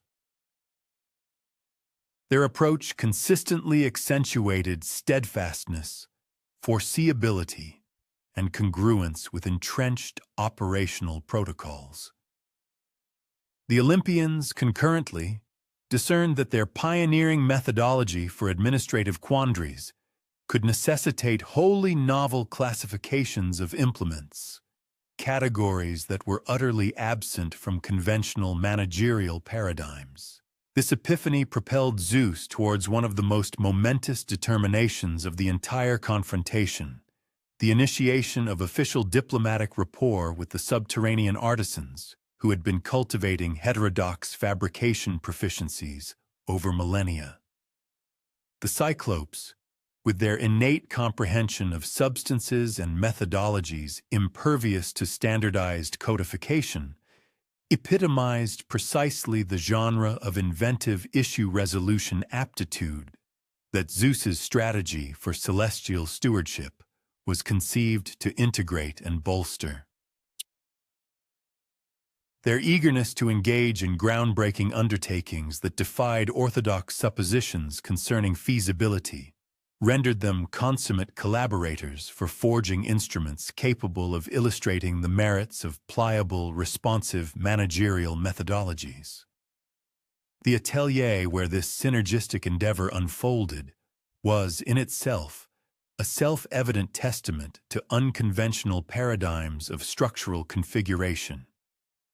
In stark contrast to the meticulously engineered and stringently supervised edifices employed by the Titans for their equipment development projects, the Cyclopes worked in spaces that had developed naturally across countless epochs to foster inventive exploration and pioneering fabrication techniques. The ambience was fashioned to conform to any ongoing undertaking, rather than compelling initiatives to adhere to pre-established volumetric constraints. The initial implement forged for the Olympian sovereign was an unprecedented artifact within the annals of celestial governance, a lightning bolt capable of harnessing and directing celestial potency with unparalleled exactitude and versatility. This did not constitute an arm intended for devastation or coercion, but rather a device for manifesting ascendancy through the theatrical yet tempered deployment of might. The thunderbolt was capable of orchestrating breathtaking spectacles that would command notice and convey dominion, yet it could also be employed for utilitarian functions, such as meteorological regulation, atmospheric purification, and the allocation of vital force to frameworks requiring supplementary impetus. The fabrication methodology itself mirrored the synergistic, flexible tenets Zeus aspired to instantiate within celestial stewardship. Rather than adhering to pre-established blueprints, Zeus and the lead Cyclops participated in a continuous discourse about which functionalities would prove most advantageous for the genre of leadership predicaments that pioneering managerial strategies might confront. The conception advanced via successive empirical trials, with every preliminary model unveiling novel potentials and stipulations amenable to integration into ensuing iterations. For Poseidon, the Cyclopes created a formidable three-pronged spear that integrated utilitarian efficacy with emblematic portrayal of dominion over intricate kinetic frameworks. The trident could engage with aqueous elements across their entire spectrum, from boundless seas to infinitesimal globules. More profoundly, it could exert sway over any framework exhibiting water's attributes of pliability and fluidity. This made it a paragon instrument for overseeing intricate networks, elaborate communication infrastructures, and any managerial conundrums demanding the synchronization of myriad interlinked constituents. The genesis of Poseidon's formidable three-pronged spear entailed exhaustive inquiry into the intrinsic qualities of diverse substances and energetic configurations. But it also necessitated meticulous deliberation concerning its deployment within synergistic deliberative frameworks.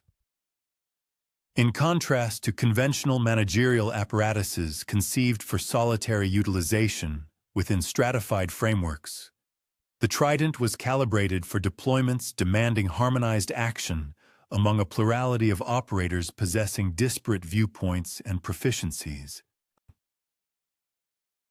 For Hades, whose purview would conceivably encompass the stewardship of frameworks functioning beyond conventional supervisory protocols, the Cyclopes fashioned a headpiece capable of conferring discretionary imperceptibility and augmented sensory faculties. This did not serve as a contrivance for evading responsibility or clandestine operation, but rather an apparatus enabling the judicious oversight of systems necessitating nuanced, circuitous methodologies in lieu of conspicuous demonstrations of dominance. The creation trajectory of the headgear demanded profound empirical inquiry into the realms of sensory apprehension and cognitive awareness, domains that orthodox Titan craftsmanship had never earnestly investigated. The Cyclopes discovered themselves extending the frontiers of their intrinsic comprehension as they endeavored to forge an artifact capable of augmenting cognizance and operational efficacy without jeopardizing the wielder's integration into synergistic, deliberative frameworks.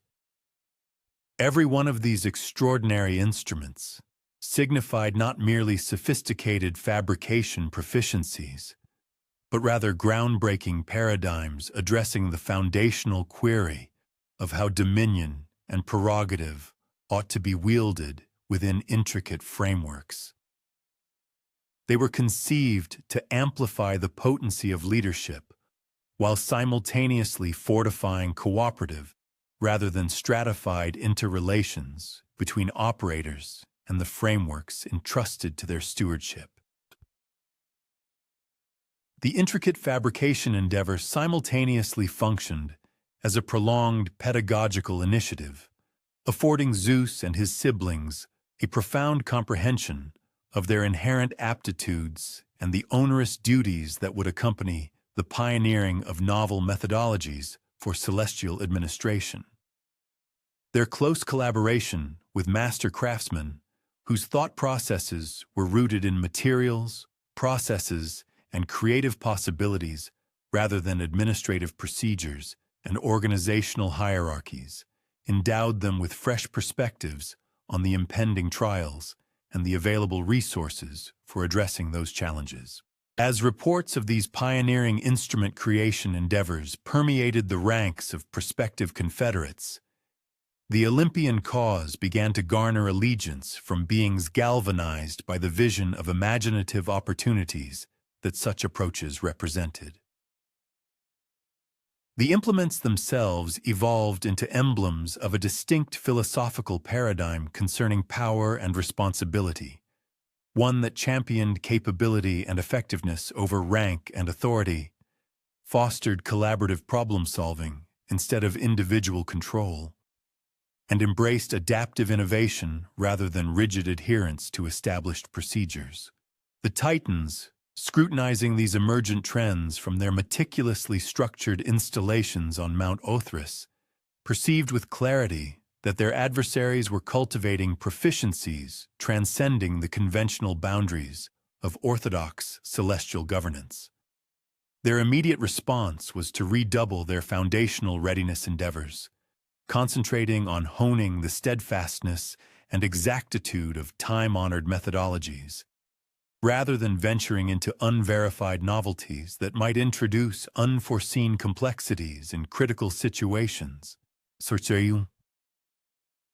Both factions comprehended profoundly that their instrumental fabrication initiatives were, in essence, practical applications of their underlying doctrines, tangible manifestations of how their divergent strategies for administrative hurdles would function under exacting scenarios.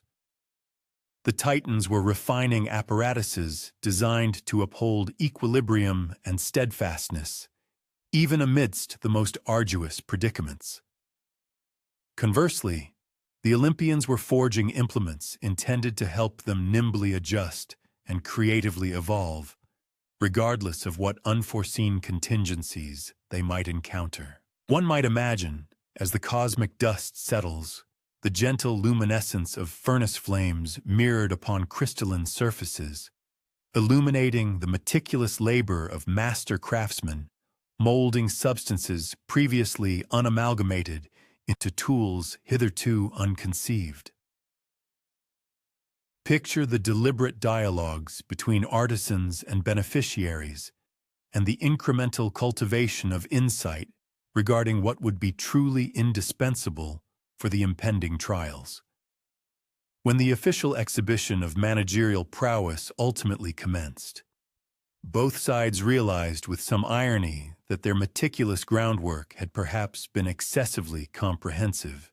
Each group had cultivated systemic proficiencies ideally aligned with their respective methodologies for celestial oversight, and each had erected protective frameworks capable of adeptly neutralizing the rival faction's advantages.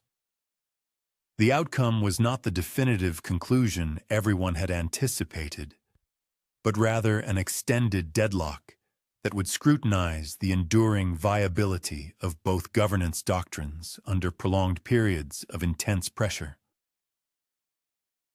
The conflict did not manifest as the sensationalized confrontations future chroniclers would fabricate to imbue the narrative with greater thrill for spectators favoring kinetic spectacle over theoretical governance principles.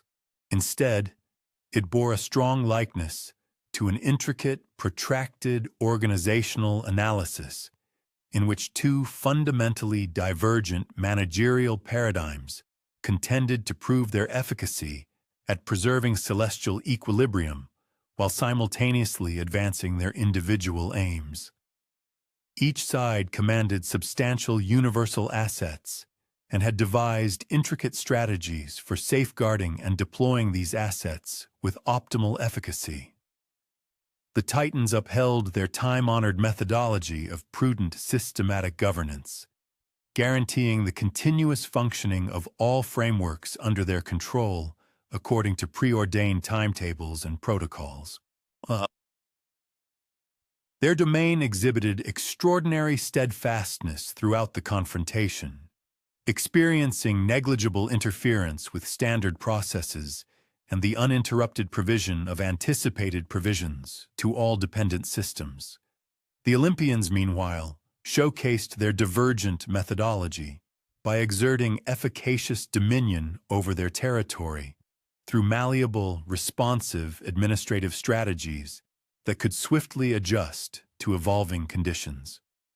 Their systems, though inherently more fluid than those controlled by the Titans, exhibited superior fortitude when unforeseen obstacles materialized, and they displayed an enhanced aptitude for pioneering advancements and progressive refinements over time. The deadlock materialized owing to the fact that each side's advantages were precisely counterbalanced by the other side's protective capacities. When the Titans endeavored to broaden their dominion through ordered, systematic coercion, the Olympians could adjust and react with greater celerity than the Titans could execute their pre-devised stratagems. Conversely, when the Olympians tried to exhibit the preeminence of their approach through pioneering aggressive maneuvers, the Titans' superfluous protective frameworks and meticulous preparatory arrangements for unforeseen events demonstrated an ability to assimilate and vitiate even the most creative attacks. Eons elapsed, a definitive triumph remaining elusive for either faction. Yet both persisted in the acquisition of knowledge and the enhancement of their proficiencies through the tangible implementation of their administrative tenets under exacting circumstances. The conflict evolved into a sophisticated colloquium in cosmic administration, with each side honing their comprehension of their own advantages and constraints, while cultivating esteem for the rival faction's proficiency and commitment. The Titans ascertained that their conventional approaches proved remarkably efficacious for preserving equilibrium and structure. However, they also learned that those methods were not as streamlined as initially conjectured when confronting adversaries capable of more rapid adaptation and novel invention than pre-existing protocols could be adjusted to address new challenges. They started to grasp the notion that their inclination towards foreknowledge and dominion, though inherently beneficial, might transform into a vulnerability when dealing with systems that were intrinsically fluctuating and unforeseeable. The Olympians, meanwhile, realized that their novel methodologies were demonstrably efficacious for crafting imaginative remedies for unprecedented challenges. Yet, they also uncovered the truth that innovation and adaptation demanded considerable vitality and assets that were not consistently accessible at opportune moments. They commenced to value the streamlined efficacy and dependable consistency of conventional protocols, even as they persisted in their belief that adaptability and ingenuity were indispensable for enduring triumph in overseeing intricate frameworks. Both sides also acquired crucial insights regarding cooperative endeavors and asset stewardship under arduous circumstances.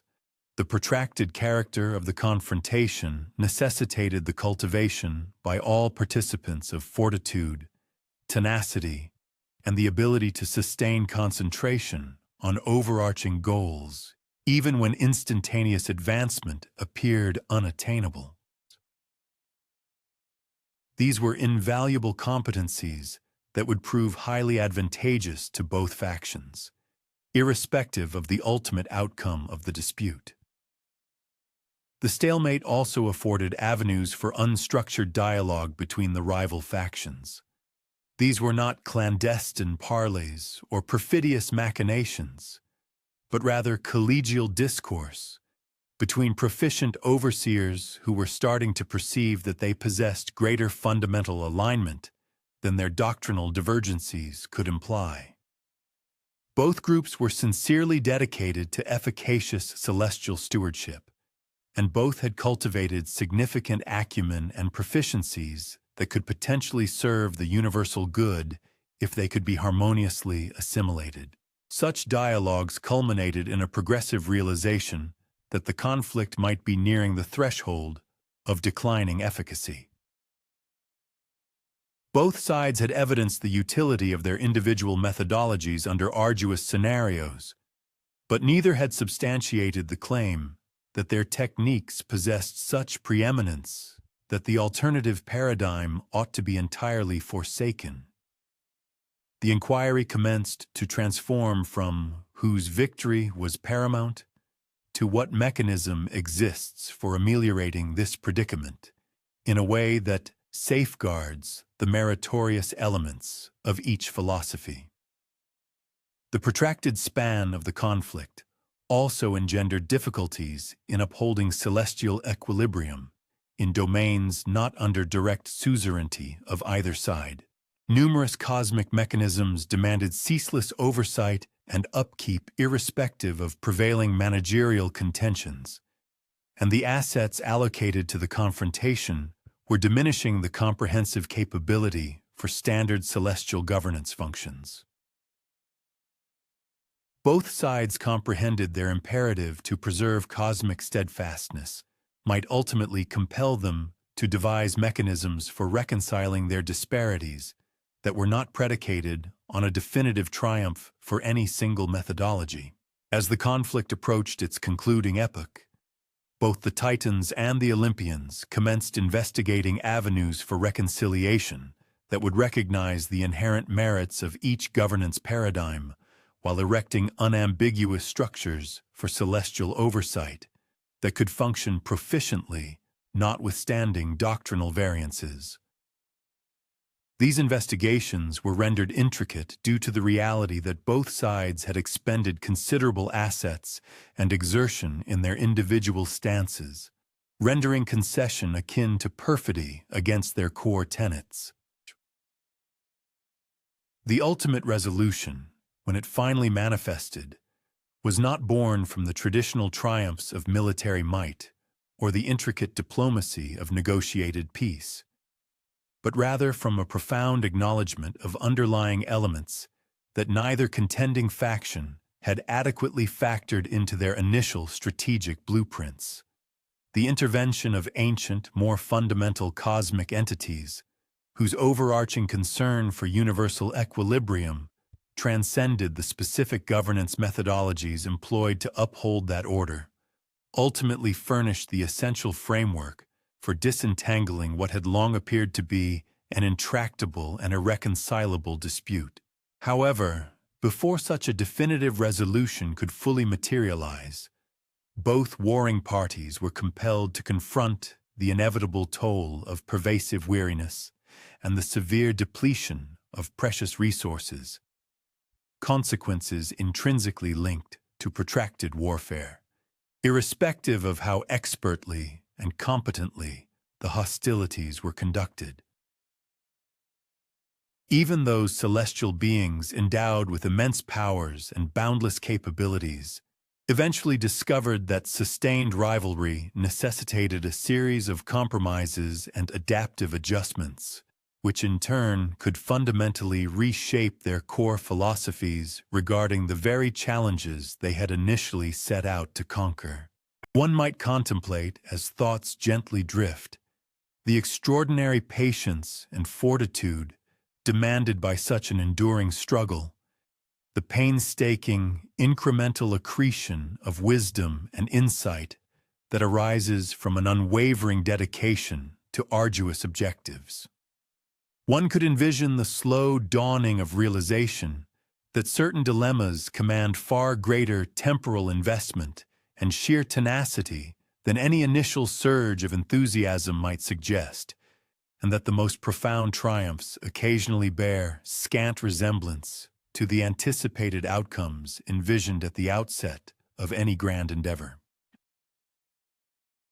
While these cosmic administrators remained engrossed in their elaborate philosophical expositions from their metaphorical, distant mountaintops, the everyday existence across the vast expanse of the universe persisted with the unwavering cadence upon which all manner of beings had come to depend.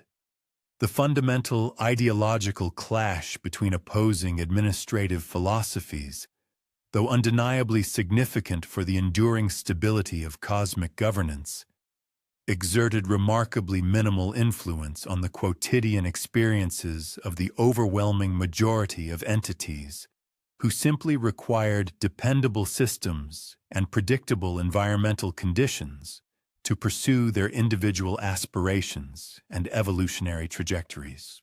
This remarkable continuity, perhaps more than anything else, served as the most compelling testament to the underlying efficacy of both administrative paradigms. Despite their profound divergences concerning the philosophy of governance, both the venerable Titans and the ascendant Olympians steadfastly upheld their commitment to sustaining the crucial services that ensured the seamless operation of universal systems. The celestial orb continued its diurnal ascent and descent, in strict adherence to established temporal cycles. The terrestrial seasons transitioned in their customary, foreseeable sequences.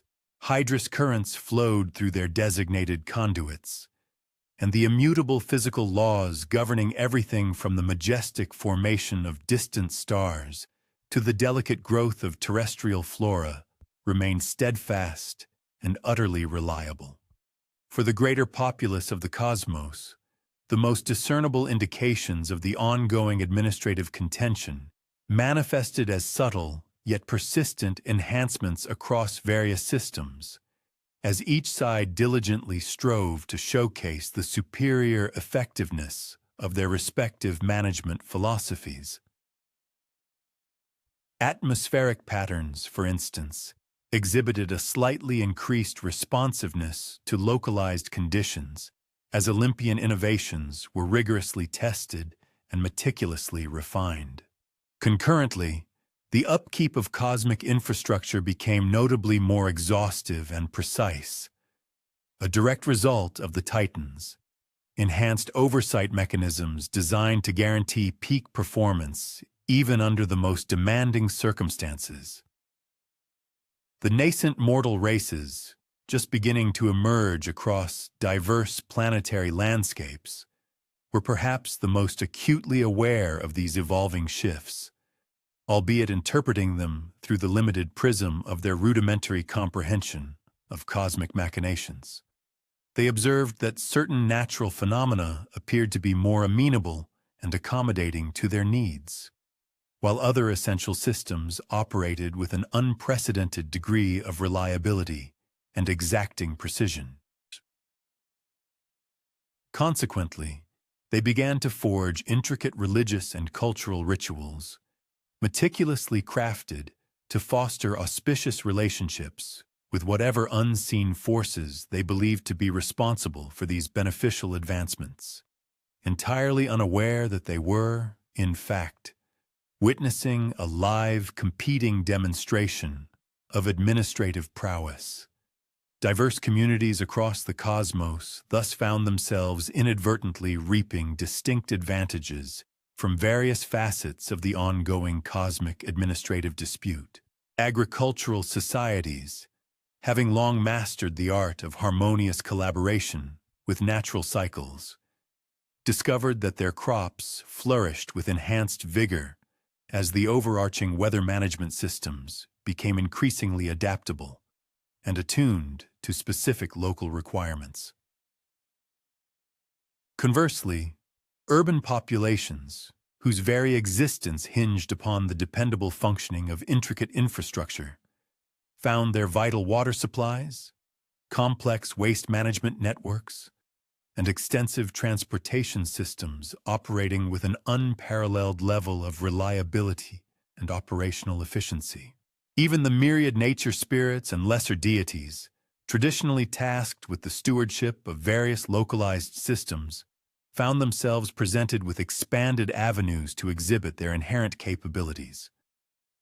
This surge in opportunity arose as both dominant administrative factions vigorously endeavored to substantiate their effectiveness through tangible, measurable improvements in operational outcomes.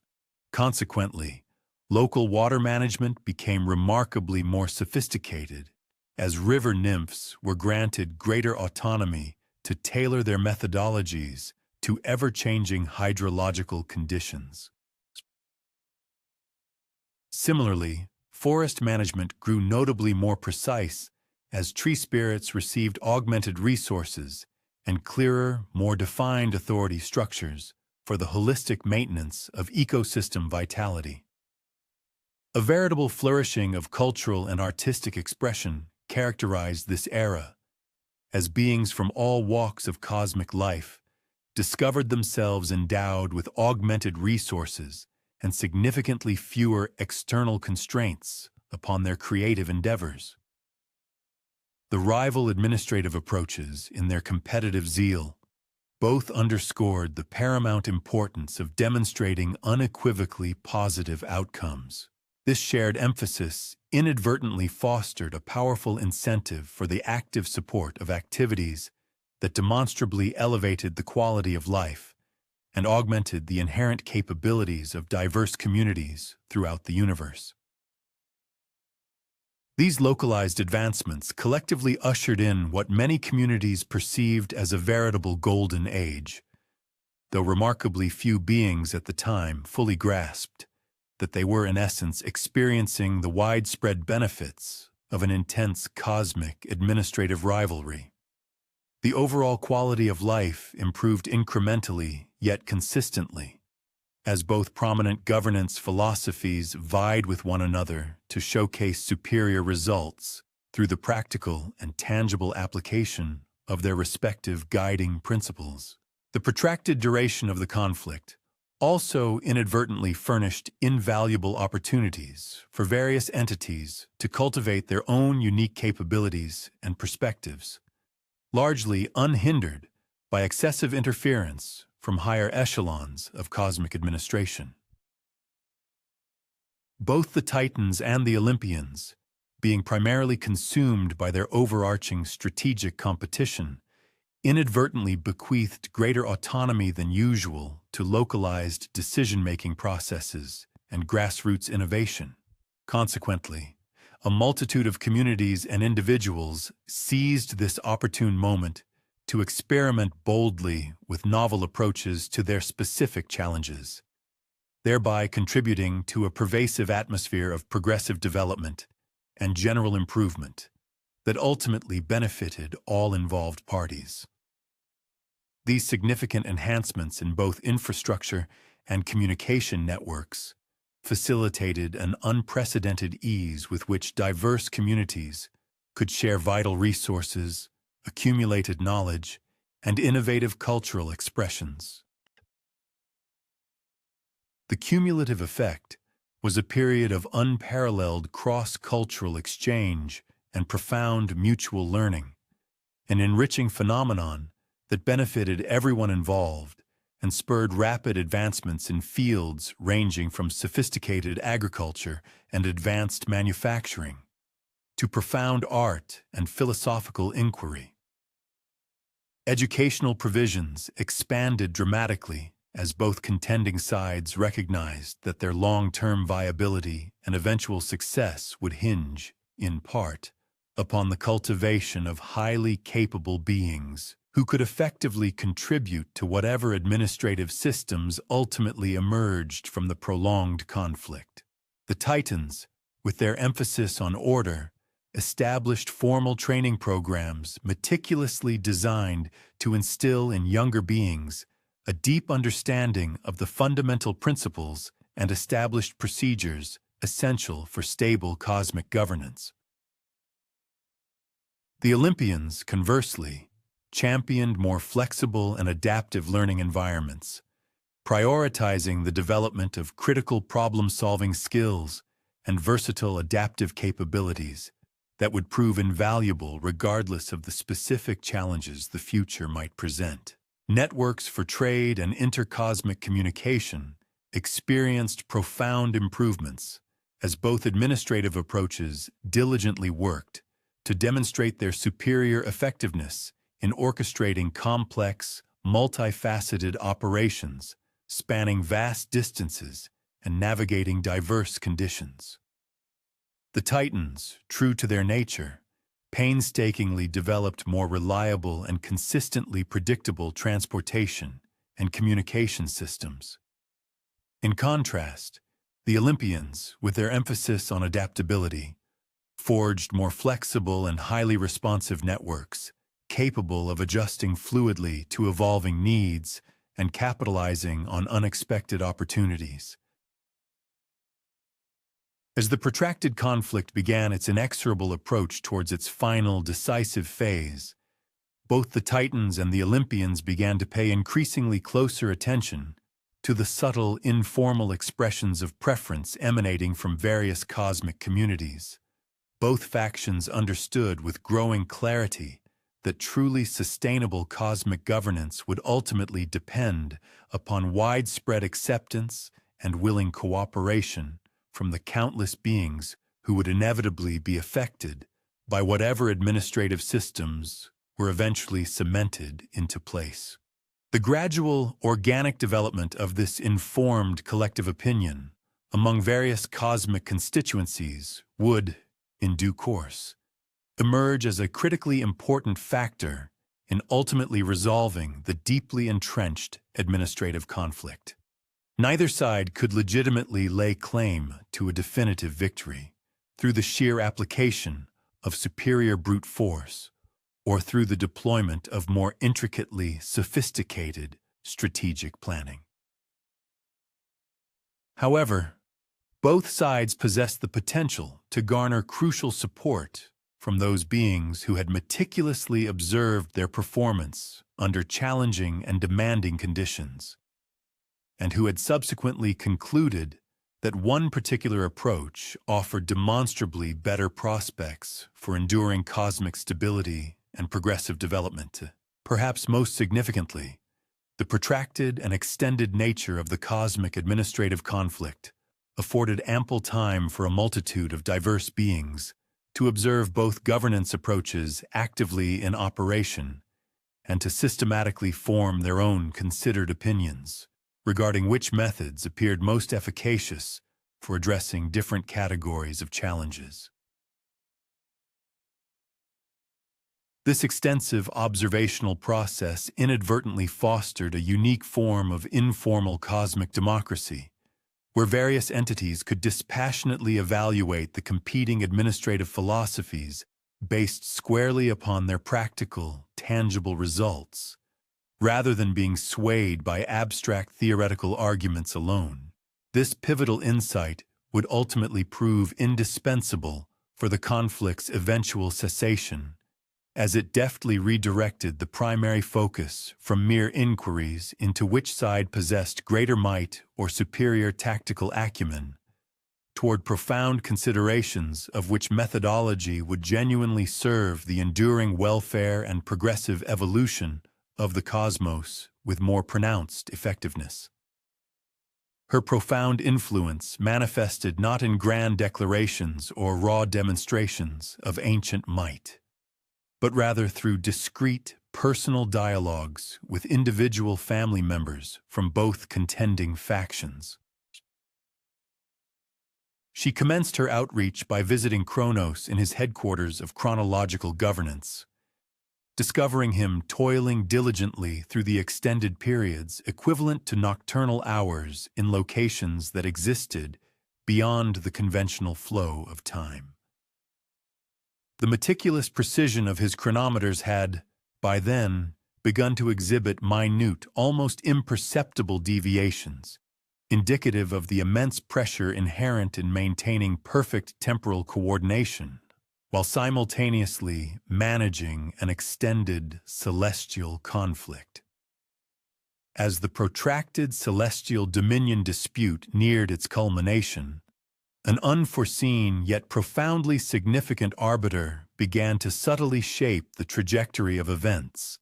Gaia, the venerable chthonic deity and matriarchal ancestor of both the Titans and the Olympians, had dedicated countless spans of time to scrutinizing the prolonged exhibition of divergent administrative ideologies.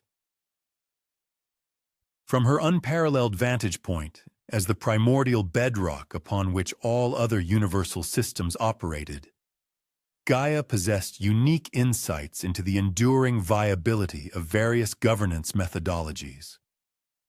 She comprehended, with unmatched clarity, how cosmic governance decisions fundamentally impacted the foundational equilibrium and vitality of the cosmos.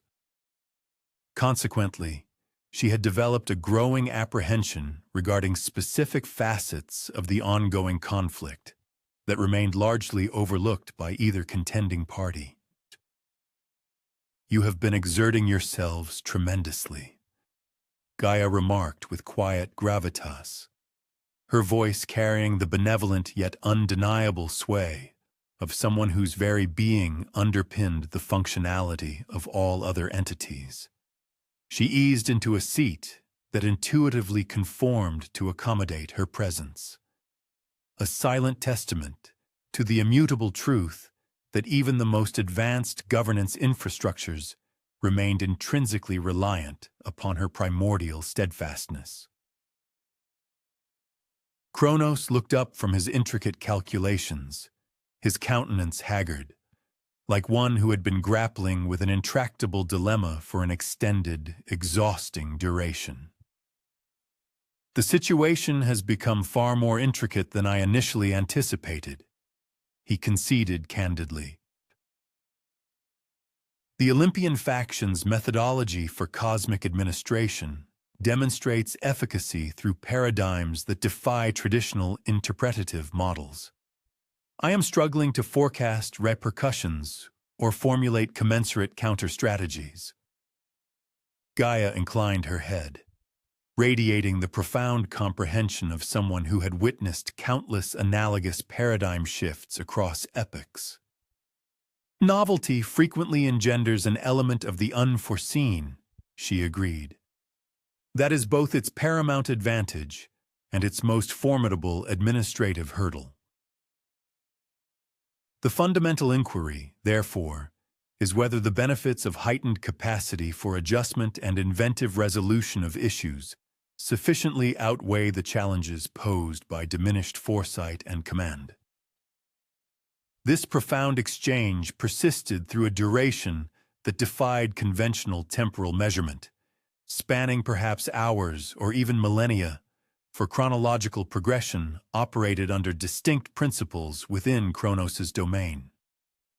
Both participants prioritized profound comprehension over mere expediency. Gaia gently guided Kronos to recognize that his apprehensions concerning systemic disarray were rooted, in part, in the premise that any deviation from entrenched protocols would inexorably culminate in utter universal disequilibrium. Yet, her meticulous observations suggested that the Olympian faction, spearheaded by Zeus, was in fact deeply dedicated to preserving cosmic equilibrium, even though their operational paradigms for securing such order diverged significantly from conventional methodologies. Perhaps, Gaia offered thoughtfully, with a soft cadence, the fundamental inquiry does not revolve around the mere incidence of alteration. Flux is an inherent and perpetual state that is the intrinsic characteristic of thriving constructs. The true question is whether the changes that are transpiring will fortify or undermine the overarching equilibrium and evolutionary trajectory of celestial frameworks over an extended temporal horizon. Analogous dialogues transpired with other venerable titans as Gaia traversed the vast familial network, imparting her sagacious viewpoint on the enduring viability and demonstrable utility of diverse governance methodologies. Her perspectives were grounded in her profound comprehension of the foundational mechanics underlying universal operations. Her discernments were devoid of partisan bias. She harbored no predilection for either faction stemming from familial ties or bureaucratic inclinations. Instead, she was primarily focused on pinpointing strategies conducive to the enduring well-being and progressive evolution of cosmic frameworks, irrespective of the specific entities or collectives tasked with their execution. The venerable Oceanus, for instance, had keenly observed that the adaptable methodology employed by Poseidon in the stewardship of aquatic realms had yielded demonstrably superior results in several territories where conventional procedures had faltered amidst progressively intricate ecological circumstances. The ameliorations were neither spectacular nor radical, but they were unwavering and enduring, indicating authentic progress rather than fleeting novelty. Through these evolving dialogues, it steadily became apparent that numerous elder deities had cultivated nascent misgivings about specific facets of their long-standing governance protocols, even as they staunchly upheld their allegiance to the tenets of equilibrium and systematic arrangement that those methods were designed to protect. The protracted contention had afforded ample occasions to witness diverse methodologies in practical application, and many titans had been struck by the demonstrable efficacy of novel techniques for confronting dilemmas for which their entrenched frameworks possessed no inherent design capacity. The esteemed Rhea, for her part, had noted that Zeus's cooperative directorial paradigm had adroitly harmonized disparate entities possessing varied aptitudes and viewpoints, attaining outcomes that would have proven arduous, if not unattainable, through conventional pyramidal administrative structures. Again, the advances were incremental and pragmatic, rather than spectacular, but they evinced tangible benefits for confronting particular categories of intricate structural impediments. These disparate insights progressively converged, ultimately forming a collective epiphany within the Titan ranks.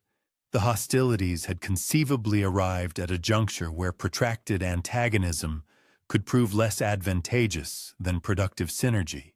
This was not signifying capitulation or abdication of their core tenets, but rather an acknowledgement that their governance aims could be more effectively realized via cooperative engagement with, rather than adversarial contention against, novel methodologies that had evinced authentic utility. Even the venerable Kronos, notwithstanding his profound dedication to chronological exactitude and bureaucratic foresight, had started to perceive that certain facets of the Olympian paradigm could potentially augment, rather than supplant, time-honored practices. Zeus's capacity for swift adjudication and situational flexibility could feasibly be interwoven with existing frameworks designed for upholding enduring equilibrium and systematic uniformity. Concurrently, Gaia's engagements with the Olympian pantheon unveiled analogous evolutions in their perspective. Zeus and his confederates had cultivated considerable esteem for the Titan's profound proficiency and unwavering dedication to celestial equilibrium. They had assimilated crucial insights regarding the imperative of dependability and uniformity in cosmic administration, and they had come to understand that novelty necessitated judicious tempering with deference for time-tested methodologies that had successfully preserved cosmic harmony for countless epochs. The eventual denouement, upon its materialization, epitomized this reciprocal acknowledgement of the valid merits and valuable inputs of both contending parties, instead of a definitive triumph for a singular governance ideology. The hostilities culminated in the genesis of synthesized methodologies that fused entrenched dependability with pioneering versatility, venerated proficiency with imaginative issue resolution, and structured efficacy with synergistic pliancy. Zeus undertook the principal mantle of celestial stewardship, but operating within structures that safeguarded and harnessed the invaluable facets of Titan proficiency. Kronos maintained his dominion over chronological regulation, but with augmented versatility for adjusting to mutable conditions. Oceanus persisted in his duties concerning hydrographic governance, but with broadened avenues for inventive progress and refinement. This metamorphosis signified a progressive unfolding rather than an abrupt overthrow, erecting upon established foundations of strength whilst incorporating novel capacities designed to confront nascent impediments with greater efficacy. The official cessation of the Titanomachy was characterized not by grandiose triumphal festivities or the rout of vanquished legions, but by synergistic strategic deliberations where erstwhile adversaries coalesced to forge unified governance frameworks capable of fostering celestial equilibrium and advancement with greater efficacy than any singular methodology could independently achieve. It was a denouement that mirrored the deliberate, contemplative essence of the contention itself, a testament to the fact that even profound ideological divergences could be reconciled through persistent dedication to comprehension and reciprocal esteem. A contemplative individual, nearing the conclusion of an exploration into profound historical narratives, might envision the profound contentment derived from overcoming obstacles through steadfast determination and sagacious insight, rather than resorting to coercion or cunning stratagems. One might also perceive the slow dawning of understanding that ostensible adversaries frequently possess a greater degree of shared interests than their surface disagreements imply. Indeed, the most efficacious resolutions often manifest not from the triumph of a singular methodology over another, but from the deliberate and careful synthesis of varied proficiencies and viewpoints. The epic conflict known as the Titanomachy imparts a crucial lesson. Profound systemic transformations can unfold progressively and beneficially, provided that all participating parties maintain an unwavering dedication to results that genuinely advance the collective welfare. Consequently, during contemporary epochs, when humanity encounters periods of significant upheaval and discord that appear insurmountable, one could recall these legendary celestial orchestrators. They discerned that the most resilient and lasting answers do not spring from swift triumphs, but rather from the diligent effort of cultivating mutual comprehension and devising means to respectfully acknowledge the intrinsic worth found in both established traditions and nascent opportunities.